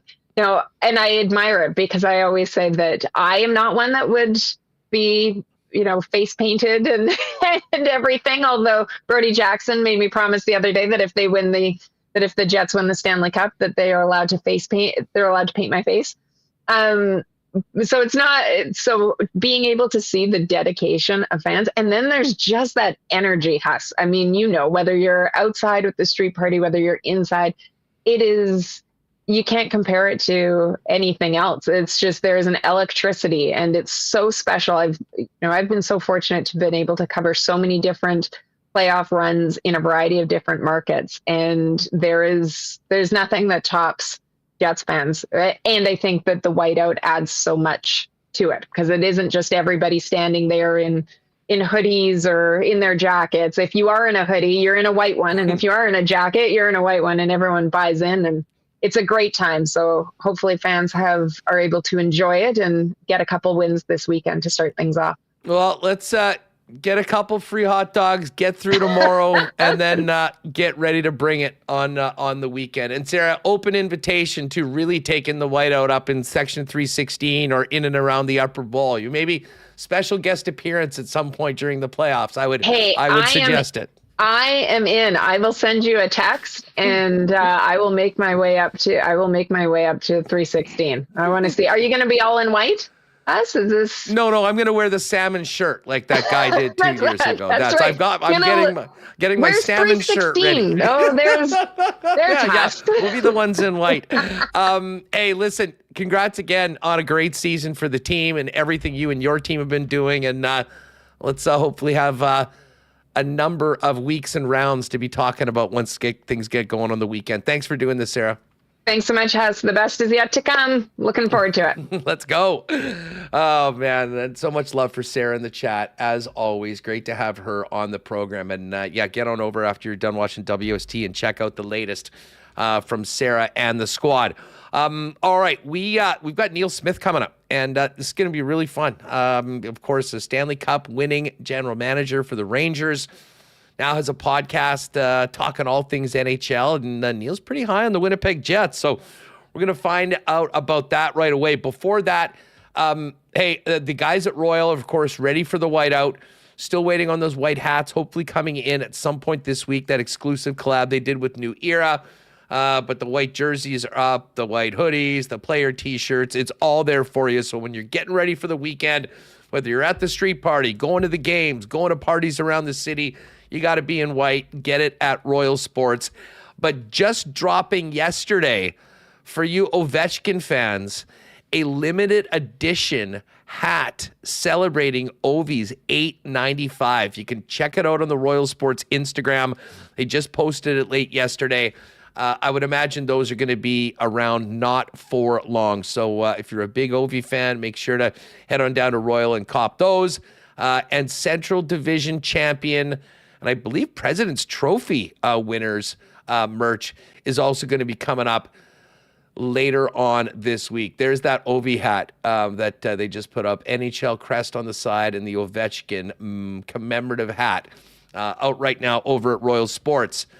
One more regular season game at Boston Pizza, and then it is go time. And, of course, BP is going to be whited out for the playoffs, whether it's tomorrow or during the postseason.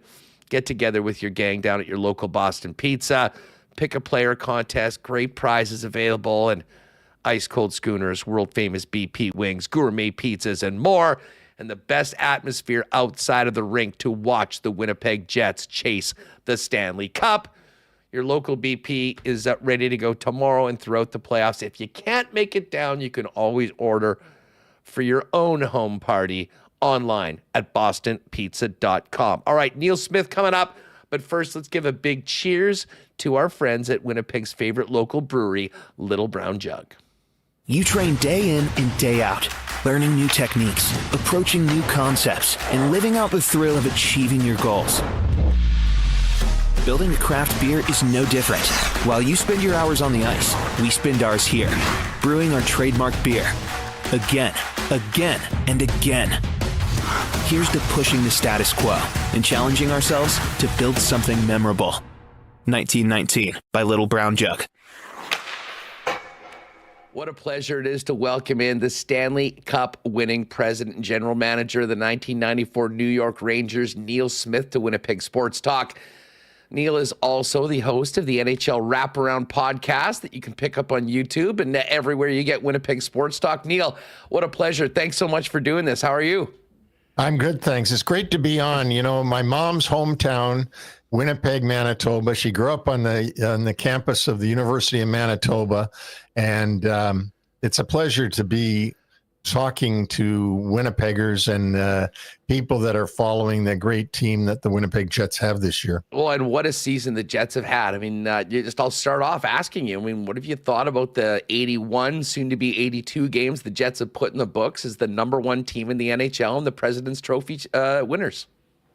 I'm just so happy for them that they won their first President's Trophy, because it is a big deal. And to all those folks out there that sort of give the old thing about, well, yeah, but if you don't win the cup, it doesn't mean anything. Yes, it does. It means a lot.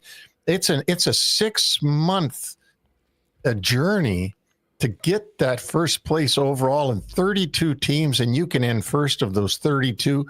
It means that you won the marathon, and now come the sprints, and you want to win the sprints as well.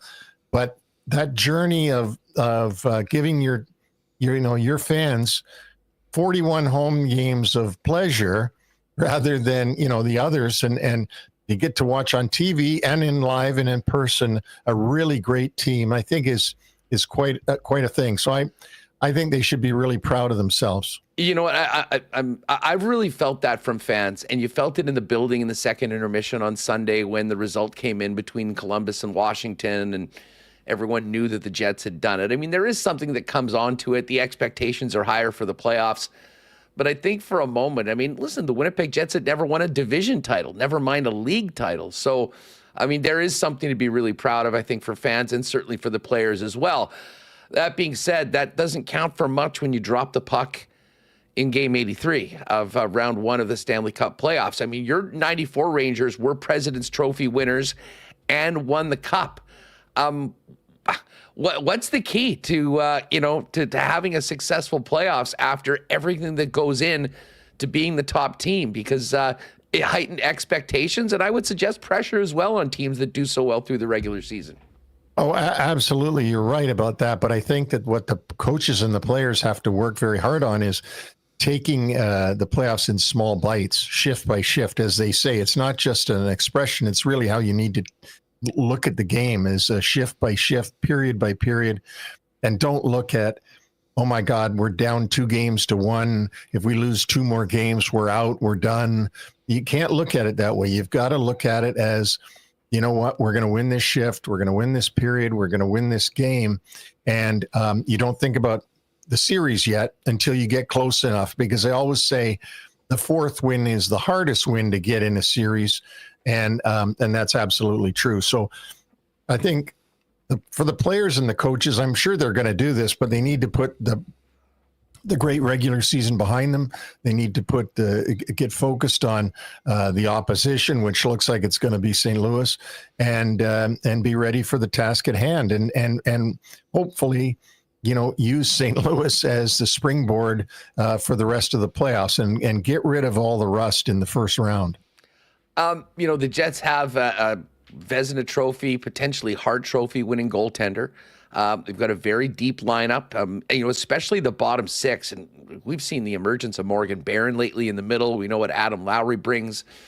But I do wonder, I mean, from your perspective, I know the great regular season notwithstanding, where do the Jets stack up in your mind amongst the true Stanley Cup contenders as we go into the playoffs this weekend? Well, I can only tell you the honest truth of when I'm asked by people, which you get asked all the time, who's going to win it this year? Who do you think? Who do you like? And I got to be, and I'm not saying this just for the benefit of the fans out there, but I've always said I like the Jets in the West. I don't see the consistency out of the other, powerhouses in the West. Like, I don't see the consistency in Dallas, certainly not in their last 7 games. And the Avs have had a lot of different kind of issues come and go. I love their team. I love Makar. I love McKinnon, Nikushkin. You can go on and on. They don't necessarily have they certainly don't have as good a goaltending as Hellebuck. I'm not sure about that position for them. I think they're a dangerous team. Vegas is also obviously a very dangerous team, but I don't see the depth in Vegas that I see in Winnipeg. So, I think that Winnipeg's biggest Achilles heel is getting through the early rounds. If they can get through the first and second round, all of a sudden they'll become a big favorite. But I think why people doubt the Jets is because of the disappointment, let's say, of last year when they went out to the Avs and were really disappointed after another real good season they had last year. Well, and listen, I mean, it was disappointing. The way they played was not even close to their standard through the regular season. As we all know, you've got to raise it once you get to the playoffs. Neil, for right now, for Scott Arniel and Kevin Cheveldayoff as their team prepares to go into the playoffs, let's just for a minute give them the benefit of the doubt of a first-round win, which is crazy because there's a lot of work to be done. But if they were to go up against Colorado in round number 2, what do you take from the previous year and the shortcoming, the failures that can help you have a different result against a team that will be, albeit a little different, but with some of the same difference makers on the other side? Well, the good thing that they have going is they don't have a new coach. Scott Arniel was there with Rick Bowness when they had that disappointment last year. And I'm sure it's all too fresh in his mind exactly what went wrong in that first round. I don't know that because I'm not there, but I do know that there was, obviously there were some things that could have gone a lot better. And there were some things that they noticed in the Avalanche last year that they could exploit.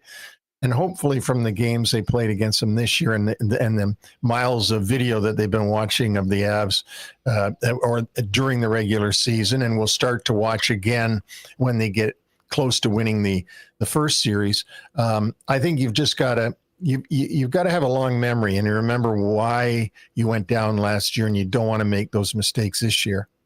I mean, speaking of having a long memory, I mean, I think that, you want to have the long memory of the success that you had in the regular season too. I mean, one of the calling cards of the Jets this season, which I think has given so much optimism and confidence to the fan base and probably the players as well, is how well they have performed stepping up in the biggest games they've got the best record against playoff teams, against the top teams in the league. And it seemed like every time there was a high leverage game. I mean, the 2 recent ones against Dallas, the 1-1 against Washington, the St. Louis game last week, a couple big wins at home, shutouts against Colorado earlier this year. The team stepped up and was their best. And I think to a far greater degree than we'd seen in the past. And I guess it's a fine line between like resting or thinking about what you've done before, because in some ways it doesn't matter, but a lot of that can be part of building a team that has confidence in a tie game in the third period, for instance, in a big time situation come Stanley Cup playoff time. Yeah, I noticed from afar with the Jets, there would be nights when I would think, this is going to be easy for them, as I looked in the afternoon at that night's games and then turn around and see them lose and think like, what the hell happened tonight? Like Winnipeg losing to, whether it be, I don't know who it was, but let's say it was Anaheim or Utah or Seattle or something. And yet then they'd go up against the big boys, like you said, and they do a masterful job against those guys. And not to say that it's okay to lose against the bottom feeders, but you know what? At least when those players skate out on the ice and they get ready to prepare, they have every confidence that they're going to be able to beat Dallas and that they're going to be able to beat Colorado, at least in the game when they skate out there, and they know they can beat McDavid or Draisaitl. It's not like, teams that just don't have that quality of team and are like, oh my God, we're playing McDavid and Draisaitl and Nurse and all these guys. Like, it's so I think that it is good when your team can beat the big boys on a regular basis, even though you might have sort of fell on your face with some of the weaker teams. It's always nice to know and have the players have the confidence that they can win against anybody. Well, I mean, they did win more than any team in the regular season. They'll be looking to do the same thing come playoff time as the goal to 16 begins this weekend. As someone that built a Stanley Cup winner, that shines up your Stanley Cup ring, I've got to ask you, as an architect of that team, What are the keys or important ways, the things that ingredients to a championship team in the NHL?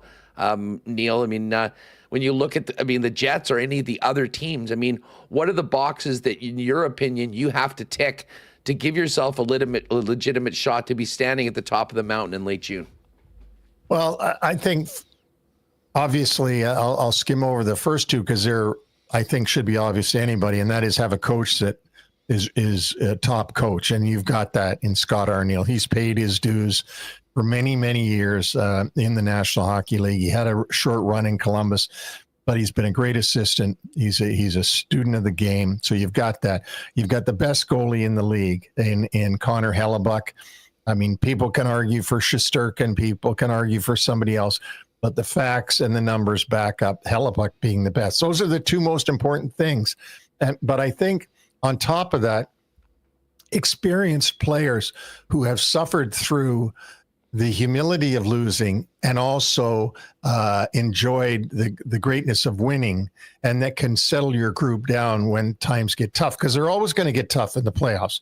I don't care how good you are, you're going to have some adversity in the playoffs, and that's when the veteran guys, the guys like Adam Lowry, who's a captain, whose dad played in the final for Florida, and the guys that like Scheifele, who's been around a long time and now leads this version of the Winnipeg Jets in all-time goal scoring. Josh Morrissey, who's been around for a while now. Kyle Connor, who's, I think, is just a terrific player. And I could go on and on. But it's those veterans that say, look, I've been here before. Settle down. We're okay. You really need that. We had that in our group because we had Oilers that in Messier and Kevin Lowe and so on that could settle the group down when people started to get nervous.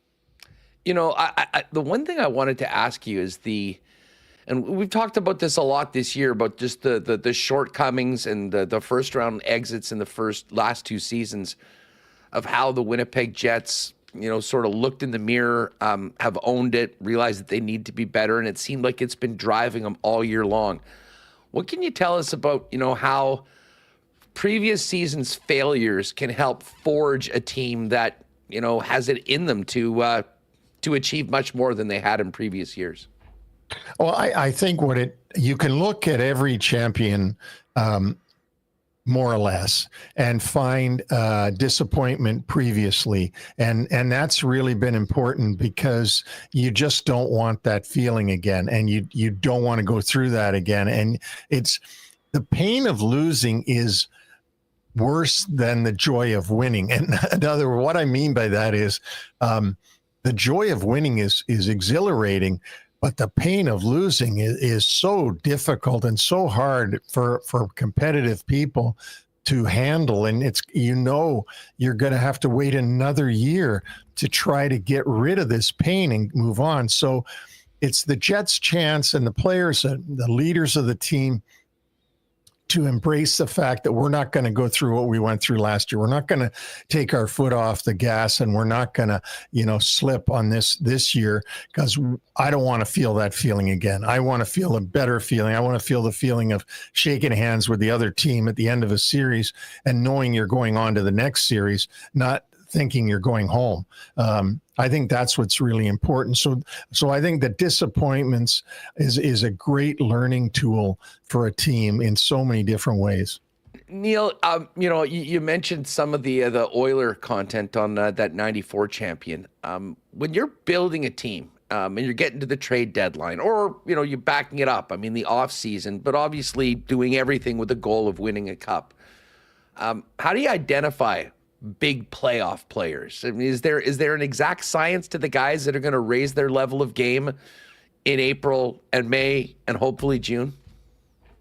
You can identify guys that have won before and that have gone deep in the playoffs before, and so therefore they're going to be very valuable. There's a reason why Pat Maroon played on all those teams that won cups and went to the finals. He's been there. He's done that. He's now retiring, and the same thing with the other Blackhawk who's retiring in Martinez, who skates off with 3 cups and long time in the finals. Those are the kind of guys that you need that know how to pick their game up a notch. A great example for the people that want to reflect on the past is Trevor Linden, who didn't have great regular seasons, but boy, when the playoffs started, he was a force for Vancouver. I think that the only way you just know players, and I think the general manager of a team, when he makes moves coming down the stretch and at the deadline, he knows where his weaknesses are on the team in consultation with the coach, and he's trying to fill holes. Maybe have a better third line, or have a better 5-6 D man, or maybe even go out and get a 7 or an 8 D man, because you're going to lose them during the playoffs. You always do. You always lose defensemen and injuries during the playoffs. So I think that the general managers all identify where they're going to need help, where they could upgrade, and it's not necessarily that one of the components of being able to fortify the team is getting people with playoff experience, but it's not the only quality that you need. Neil Smith is with us. You can check out his work at the NHL Wraparound podcast on YouTube and all your favorite podcast feeds. You had Kevin Cheveldayoff on the program last year. It was a big episode for you guys. I'd love to get your thoughts on the job that Chevy's done in building this team, the confidence that he has from ownership to really be the steward of the hockey operation, but also the unique nature of being the general manager in Winnipeg and some of the things that he frankly might have to deal with that his counterparts in New York or Florida or Vegas might not have to. Well, first of all, he's in a Canadian market, and any one of the 7 Canadian markets is going to bring its own stress and its own pressure because of the fact that the hockey is such a religion in Canada. So, you're going to be dealing with that.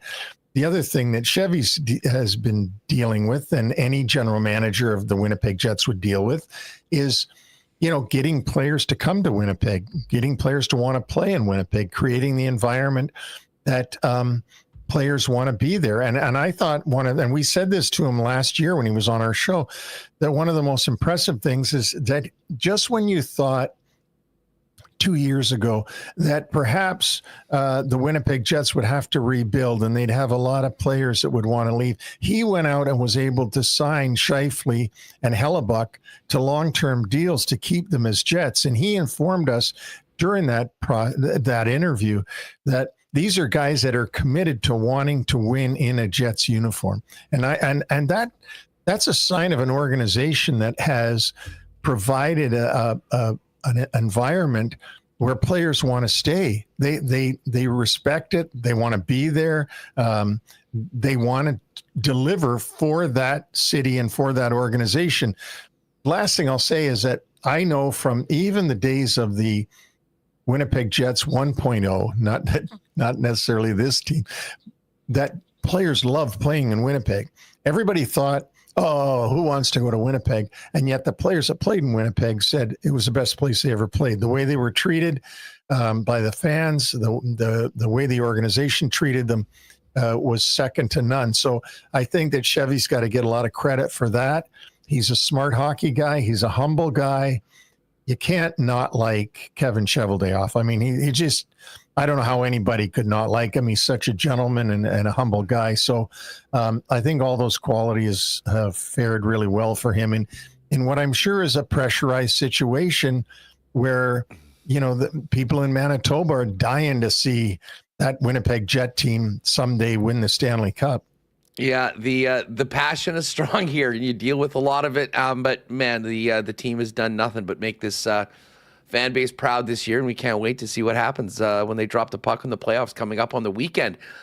Neil, while we've got you, I know you spent a lot of time in the New York area, quite a bit of time at UBS Arena, home of the New York Islanders, and happened to be there for Alexander Ovechkin's record-breaking goal. I mean, if you can, tell us what it was like there that day, and just thoughts on this incredible milestone that we've just seen achieved. Well, it's funny because that was a 12:30 start. And I hate afternoon games with a passion. I don't like, and 12:30 isn't even the afternoon. It's for me, I've only been up for an hour. So to get up and get dressed and put on my suit and get in the car at, 10 o'clock in the morning and get to the arena.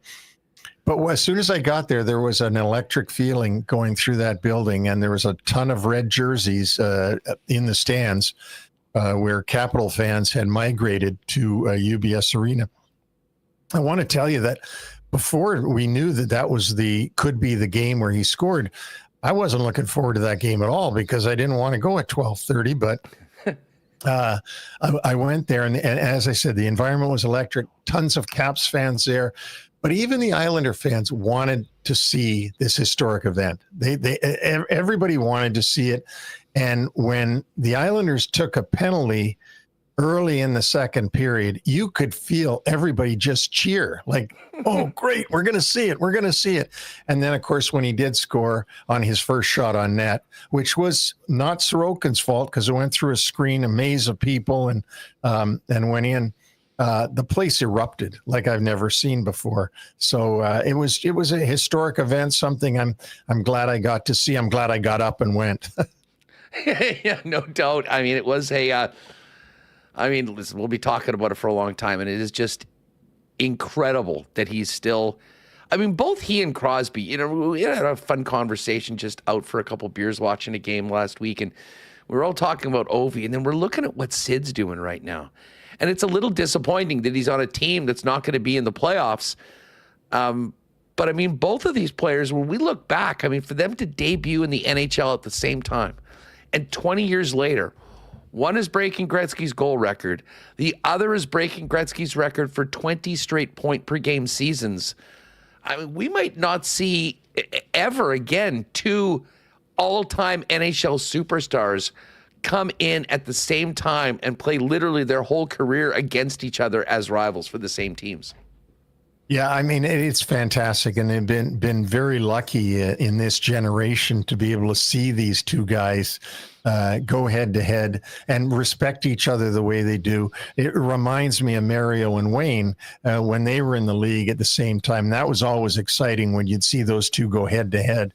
But I think that as far as Sidney Crosby is an incredible work ethic, just absolutely incredible work ethic, and as such a gentleman and such a great ambassador for the National Hockey League.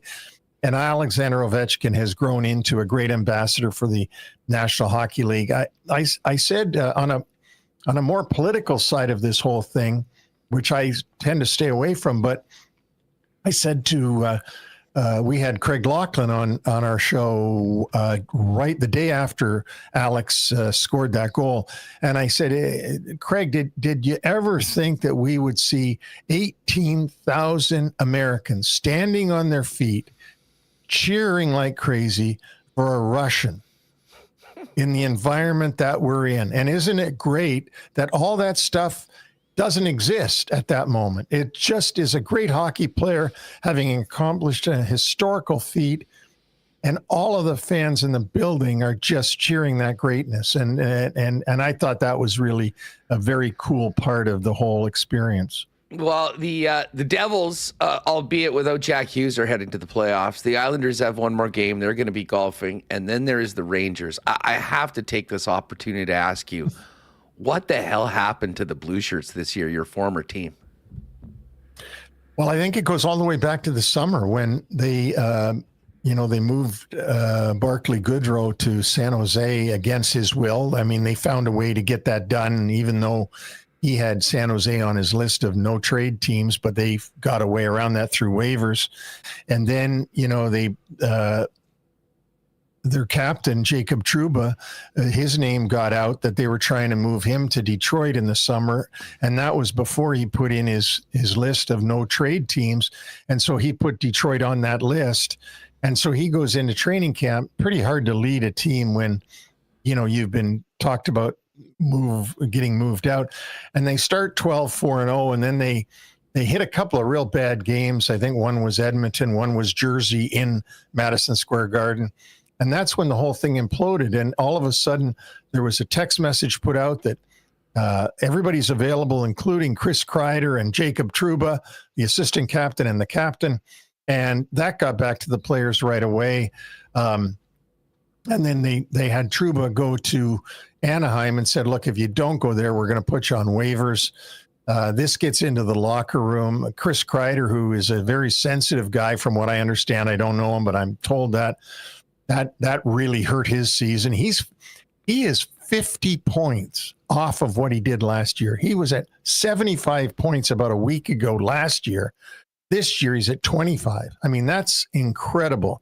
And I just think that got into the locker room, and it the players played very disoriented. And then the other one was Capo Caco that they traded for Will Borgen. They traded the young guy over to Seattle, and him and Lafreniere were close friends. And I'm sure not everybody in the room thought that they should trade Capo Caco. And if they're moving out Trouba and they're moving out Goodrow and they're moving out Capo Caco and they're doing all these things, they might do that to me too. So it really gets into the room and disorients the group.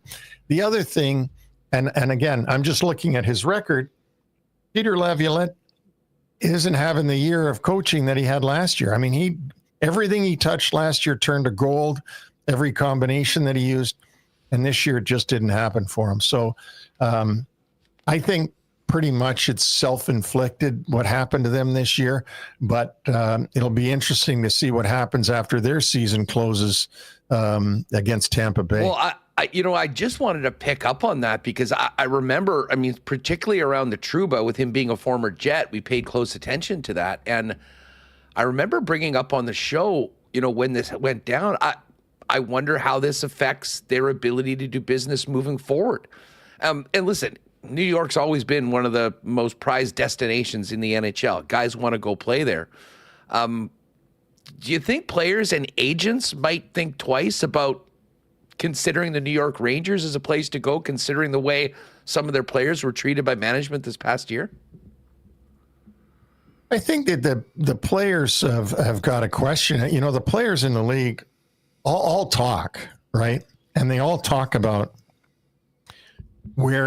how great it is, where they are, or how bad it is where they are, or how it sucks where I am, or how I got to get out of here. They all talk, and word gets around. I don't like to talk about things unless I'm really right there, and I'm not right there with the Rangers anymore.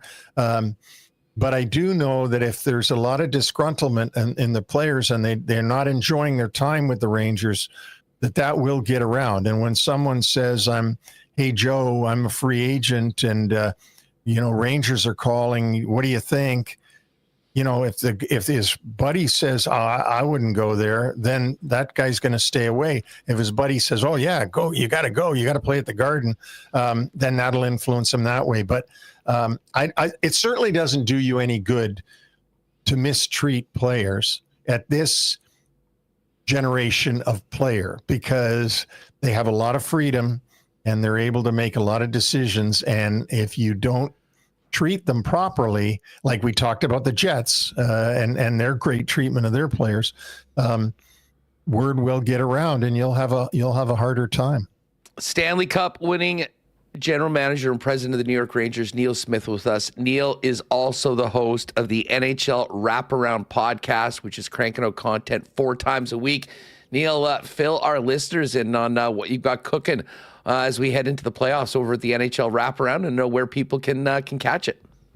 Well, one of the most fun shows we're going to do is coming up on Wednesday. Is coming up tomorrow, and that is going to be with Sam Rosen. The longtime voice of the New York Rangers, 40 years of saying it's a power play goal. And Sam's been a longtime friend of mine who's done just an amazing thing by being with that team all those years and seeing so much. He's going to be on. So that's going to be a fun episode to do with Sam Rosen. And then as we go on, we're having Ryan Callahan on to do our playoff preview. And that one thing that we're able to do, I guess I was nice to people in my former life, because we get a lot of great guests, and We get a lot of people saying yes to us that they'll come on the show, which I think I'm blessed because, as you know, you don't get paid to do these things. You give up your time and you do it because you love the game, you love the NHL, but they've got to trust you. I think when you go on, when a guest comes on your show, they got to trust you that you're not going to go someplace where you shouldn't go. And we never do. So it's called NHL Wraparound. My co-host is Vic Morin, who's very insightful in the NHL. He worked 30 years of doing NHL hockey on ESPN and producing hockey. And we're really proud of the show. We enjoy doing it. And I think that comes through. And hopefully people that listen and watch it learn something each and every episode. Neil, cannot thank you enough for coming on. It was an absolute pleasure having you on. Enjoy the playoffs. Keep your eye out for our Jets, and maybe we can do this again sometime soon, but we'll look forward to catching NHL Wraparound as well as you guys get ready for the postseason this week. Yeah, I'd love to be back on with you. As I said, the first thing out of my mouth, my mom's hometown. So my mom was my best friend in the world, and so anytime I can be part of Winnipeg, I'm ready to be there. We'll hit you up, Neil. Thanks so much, and all the best. Be well. Thank you. All right, good stuff with Neil Smith. Appreciate him coming on with us, and yeah, definitely check out the podcast, folks. NHL Wraparound. All right, let's get to the why not question of the day for Not Autocorp over at Waverly and McGillivray. The question, which was asked earlier via poll: which Jets team would be the toughest matchup for the Jets? Is it the Blues, who are peaking at the right time? It is the Wild, big, physical, healthy. Is it the Flames, gritty and unpredictable? Or is the answer no one? The Jets are rolling. Let us know in the chat. We'll get to the poll answers in just a second in fan feedback brought to you by Fans First. Got to shout out the man, the myth, the legend, T. Konopali, who did his own shout out. Thank you for the super chat, Paulie. Shout out TB2. Not to be confused with TB12. TB2 would be Tyrell Bauer for winning the Moose Awards for Ultimate Teammate and Community Rep. That's twice Ty won that. Once in junior. This guy should be on Jets. Listen, we know T. Konopali has been the president of the Tyrell Bauer fan club since he arrived in Winnipeg. I just love the fact that T. Konopali now just refers to him as TB2. Many jokes about the TB12 method and all the things. The TB2 method is a little different. It's smash a guy in the face with a ham bone for a fist. Bauer, the meanest hombre around, certainly in Winnipeg. And, hey, I would love to see him get a chance as he continues to grow. But, man, he's been a great part of the Manitoba Moose, although the Moose had a real rough season. Anyways, thank you, Paulie. Appreciate the shout-out and your love of Tyrell Bauer. Let's get to fan feedback brought to you by Fans First, your number one spot for buying and selling Winnipeg tickets on the resale market, where there are no added fees, people. When you go to fansfirst.ca and see, oh, there's a pair of tickets and that's the price, that is what you pay. And people absolutely love that. Certainly from a seller's standpoint, it is the only platform that I use if I ever have to get rid of a pair of tickets from my seasons. And you get paid the very next business day after the game. Amazing platform, great customer service. Highly recommend if you're in the market for it to check it out. I know Fans First is going to be crazy busy throughout the playoffs. All right, this is what people said in the poll. The Blues would be the toughest matchup for the Jets, peaking at the right time. I don't necessarily agree with that, but that's what the people said. No one. The Jets are rolling was 33%. 17% was the Wild, big, physical, and healthy now. And 10% said the Flames, gritty and unpredictable. I do see, some Wilds, some Blues in the chat as well. The Wild are certainly a little bit more dangerous, I think, right now, obviously, with Kaprizov and Eriksson Ek back. But I'll tell you what, I think based on what we've seen from this club all year long, Jet fans should be pretty confident that this team can get the job done. Thanks again, fansfirst.ca. Check out the site today in advance of the playoffs. Fans first, by fans, for fans, no fees. Check out the site today, fansfirst.ca. All right, Matt, nice outside. Going to be getting a little warmer. Playoff hockey coming to Winnipeg, and looking forward to Breezy Bend opening next week. Cannot wait as golf courses open around the province. Of course, huge year for Breezy Bend, hosting the Manitoba Open this year.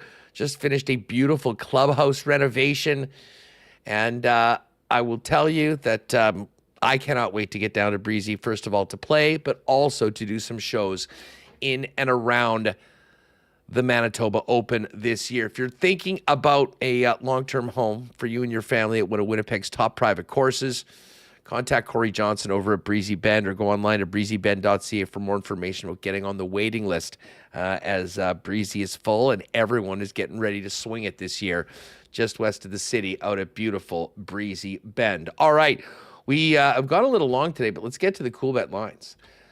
Very interesting night tonight in the National Hockey League. We kind of laid this out at the beginning of the day, but there's a lot to be determined as to who plays who. The Jets going into tonight's action can still play one of three opponents: the Blues, the Wild, or the Flames.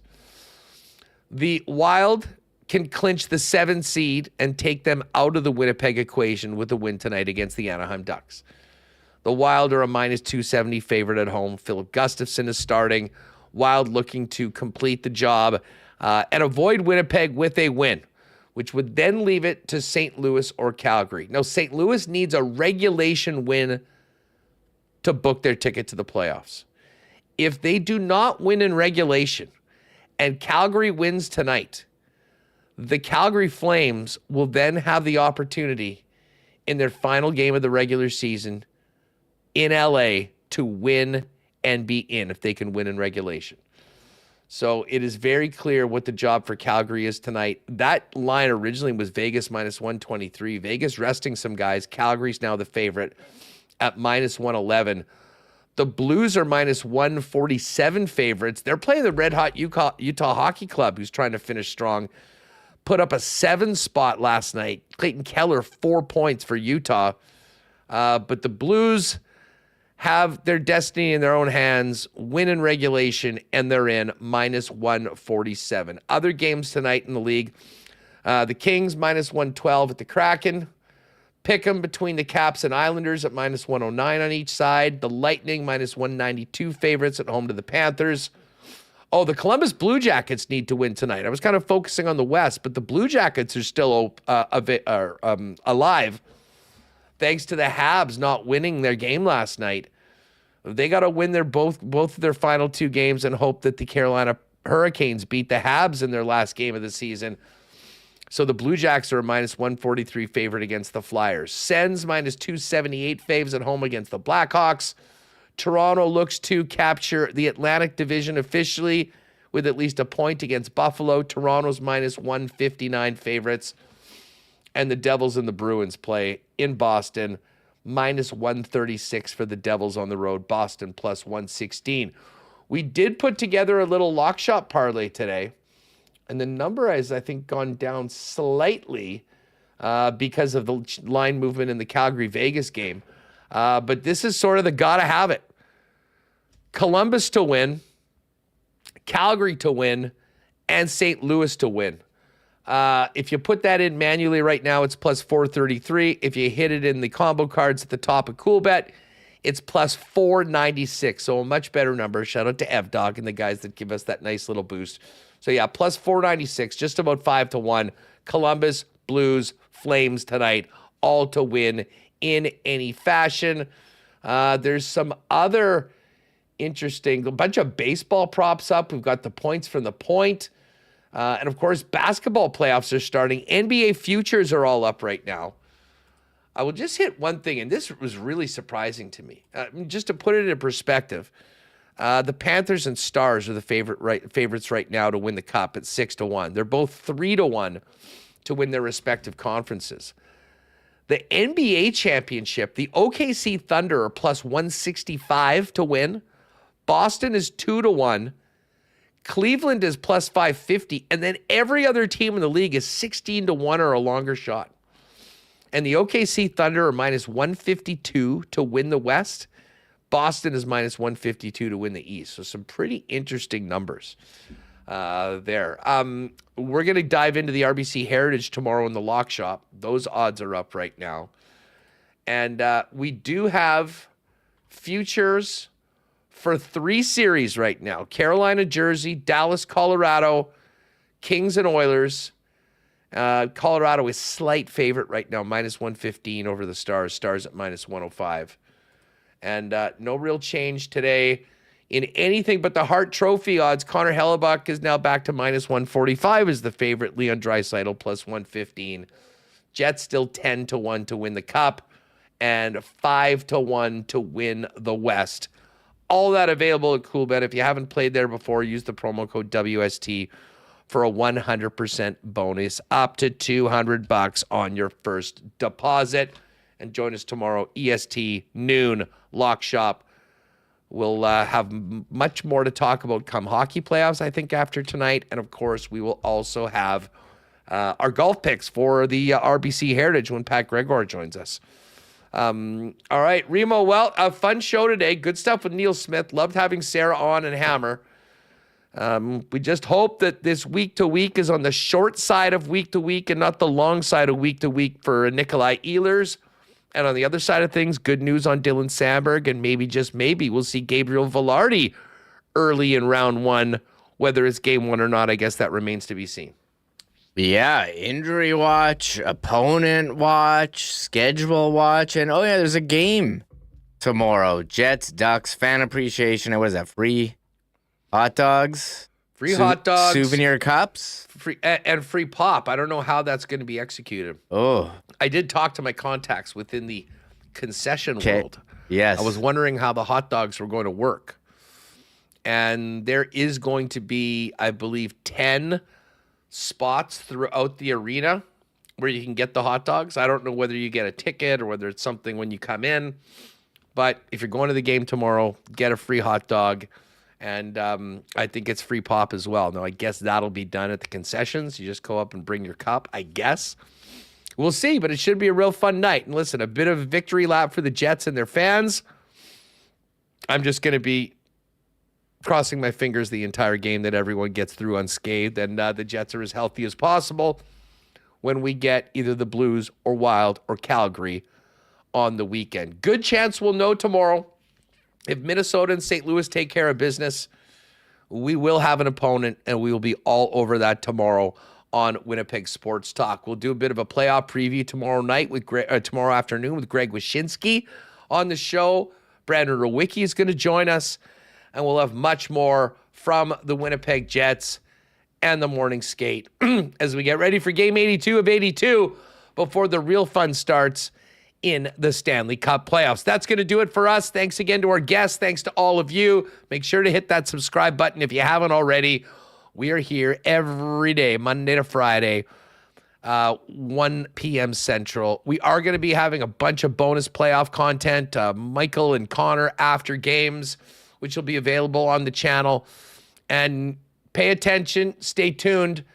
A special Saturday playoff preview planned with Frankie Corrado of TSN, and we'll probably have that up right after Illegal Curve on Saturday if plans go as they are right now. So buckle up, everybody. A few more days before we get into the whiteout. In the meantime, join us tomorrow for one final regular season game day edition of Winnipeg Sports Talk. Thanks again to all the sponsors that make the show happen each and every day, and to all of you for making us a part of yours. We will catch you tomorrow, 1 p.m., and get ready for 82 of 82, and then it's playoff time in Winnipeg. Have a great night, everybody. Oh, my God! Oh! Shut it down! Let's go home! Thanks for tuning in to Winnipeg Sports Talk Daily. Make sure to subscribe on YouTube and your favorite podcast feed at winnipegsportstalk.com.